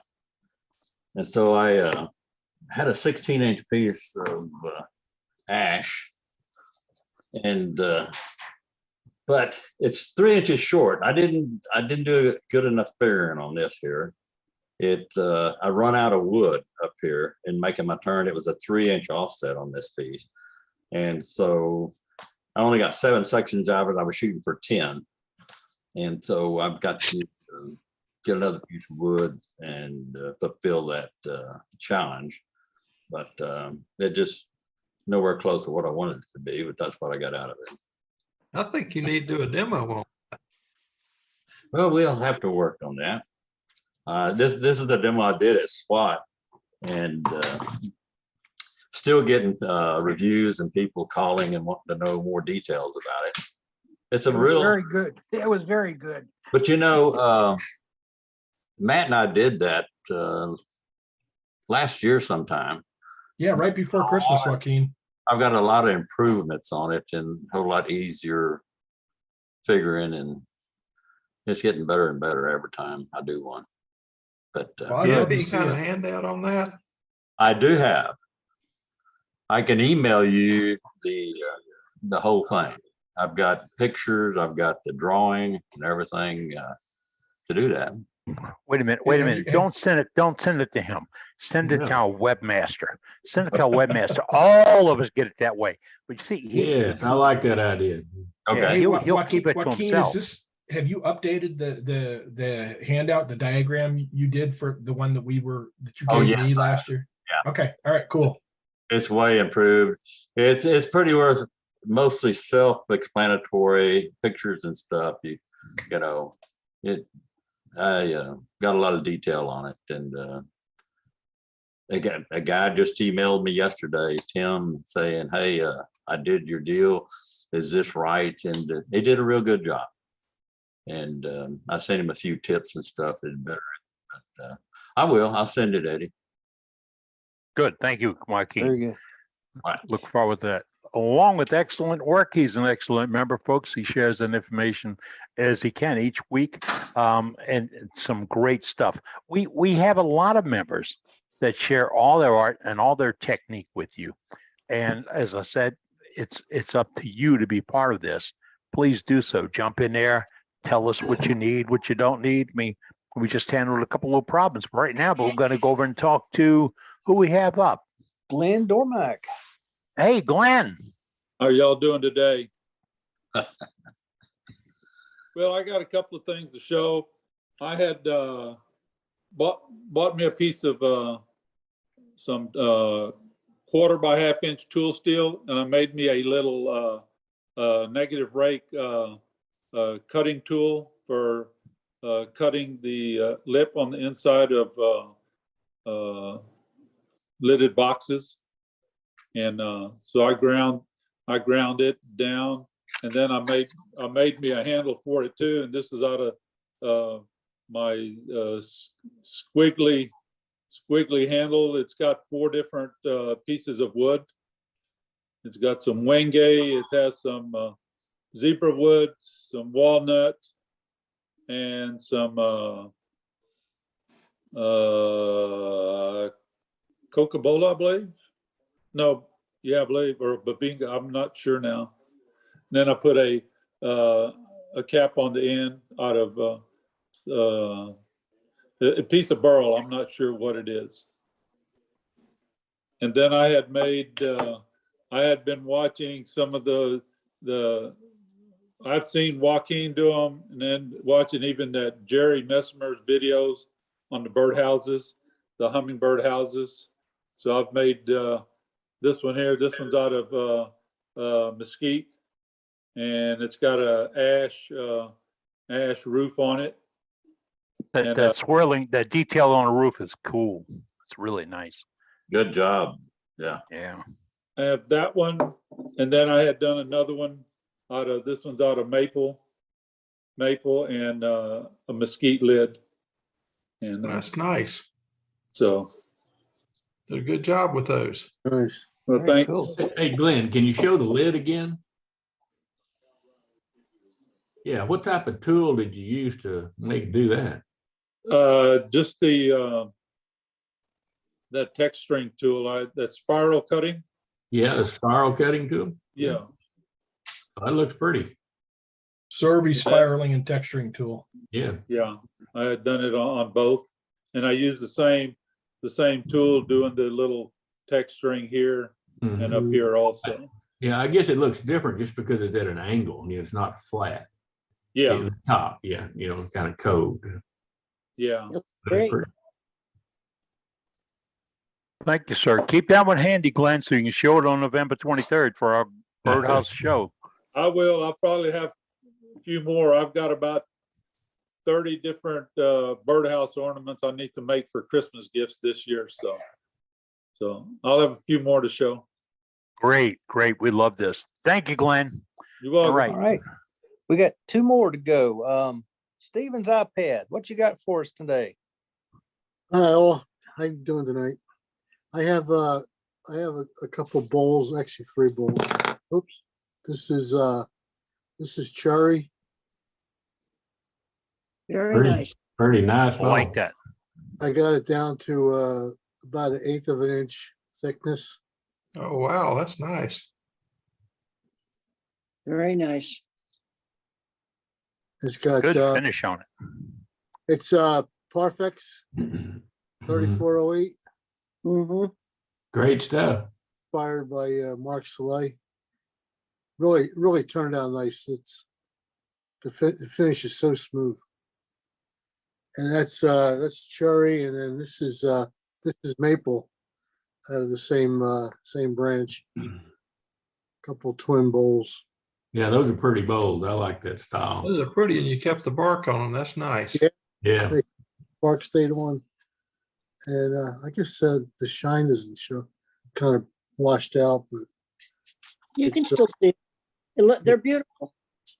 Yeah, they're real pretty. I love the natural edge. Yeah. Did you sand the edge or do you try to cut it? I just I lightly sanded it when I was like 400. Yeah, okay. I was afraid it would come off, but it didn't. It stayed on. Yeah, good deal. They look good. They're nice. Yeah. Very nice. And they kind of worked out even too, as far as their shape is concerned. I kind of like a set. So, I'm getting there.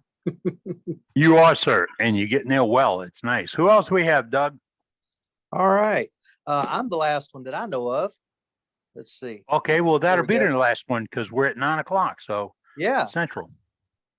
Making a few more of these. Went out this afternoon and cut 26 more blanks and just turned one of them. And I was kind of glad I turned this one. That little wormhole at the top, the next top whorl, I was looking in there and I thought I saw something move, stuck a pick down in there. What do you think I found? Ugly white grub. It was ugly. So I was glad I got that one, got rid of him. Hopefully I don't have a lot of others, but I'm going to get those turned in the next couple of days.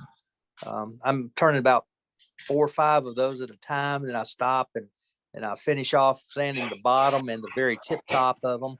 Otherwise they're in production mode. I've got them in a step center, turning about 2,000 RPM. So I don't even turn the lathe off. I'll turn 4 or 5 of them before I turn the lathe off, just to put the sanding pad in the chuck and get it on the lathe. But anyway, it's working out really well. And I thought I saw Martin come in a while ago. I thought of him earlier too, as I was turning this one. He does a lot of production type of stuff, and it's just it works out really good. I think it's beautiful. Hey, if you ask Joaquin would say it's not crooked. No, it's not. It's straight. I have There are a lot of straight ones too. They're a lot easier. No wind where I live. I like it. I have a Beautiful, Joaquin modified Christmas tree if you'd like to see it. Well, all you have to do is say you want to see it. And Okay, let's take a Doug's here. look. Let's pop it up. All right. Can you see it? Yeah, we got it. Whoop. I hadn't found it Neil, yet. I got him. There you are. Okay. There you go. And it looks like the dot coloring thing that Matt Harbour showed us. Hey, that looks cool, Neil. Thanks, Joaquin. Thanks for showing us how to do it. You bet. I enjoyed it. I like what you did with the ball on top. Thank you. That's nice. Thank you, Neil. All right. I got one little thing to add, if you guys want. Go ahead. Just, I wanted the thick and quick that was mentioned earlier. Bob Grinstead, looks like this. Oh, it's in a gray container, tight Yep, bond, that's thick, it. quick and thick. Okay, thank you, Matt. I appreciate that. Yep, I put it in chat too, but just, it doesn't look like the other tight bond stuff. Yeah, that's good to know, because I was thinking still the other tight bond stuff. Yeah. Yeah, I mean, it is a tight bond product and I love this. It's great. And it when you put it on, it goes on white and it dries clear. I use it on a snowman. I use it on lots of things. So it's a great glue. And he's right. It bonds real quickly. Cool. So it's a great glue. I love it. Well, you members of something else tonight. We've been sharing some stuff this evening. That's great. I got a pile of notes. I mean, and I thought I knew everything about doing segment. Then I saw Bob. Then I did, and then I saw this. And we always get these ideas. I hope you follow along with us, folks. It's coming up on at 9 o'clock Central Time. We normally pull the plug at this time each week. We're supposed to start around 6 or 7 o'clock. I turn it on around 5:30 Central Time, and we have 25, 30 members on before the quarter of the hour. So we have a good time. We have a good crowd of guys. We're all sitting on the tailgates of the truck, sharing information on what's earning. I want to thank each and every one of you for being here tonight. I especially want to thank our 8, 9, 10, 11 co-hosts we had tonight. And these are members who help work through the operation of the meetings. I want to thank you and them for doing all the great stuff we see here tonight. Until next week, same time, same place, same tailgate. I'm Captain Eddie. Good night, folks, and be safe. Oh, wait, Donald says save the chat. All right, now be safe. Good night, everybody. Good night, all. Good night, all. Good night, all. Bye, Have a everyone. great Good week. night, all. Be safe. Night all. Bye.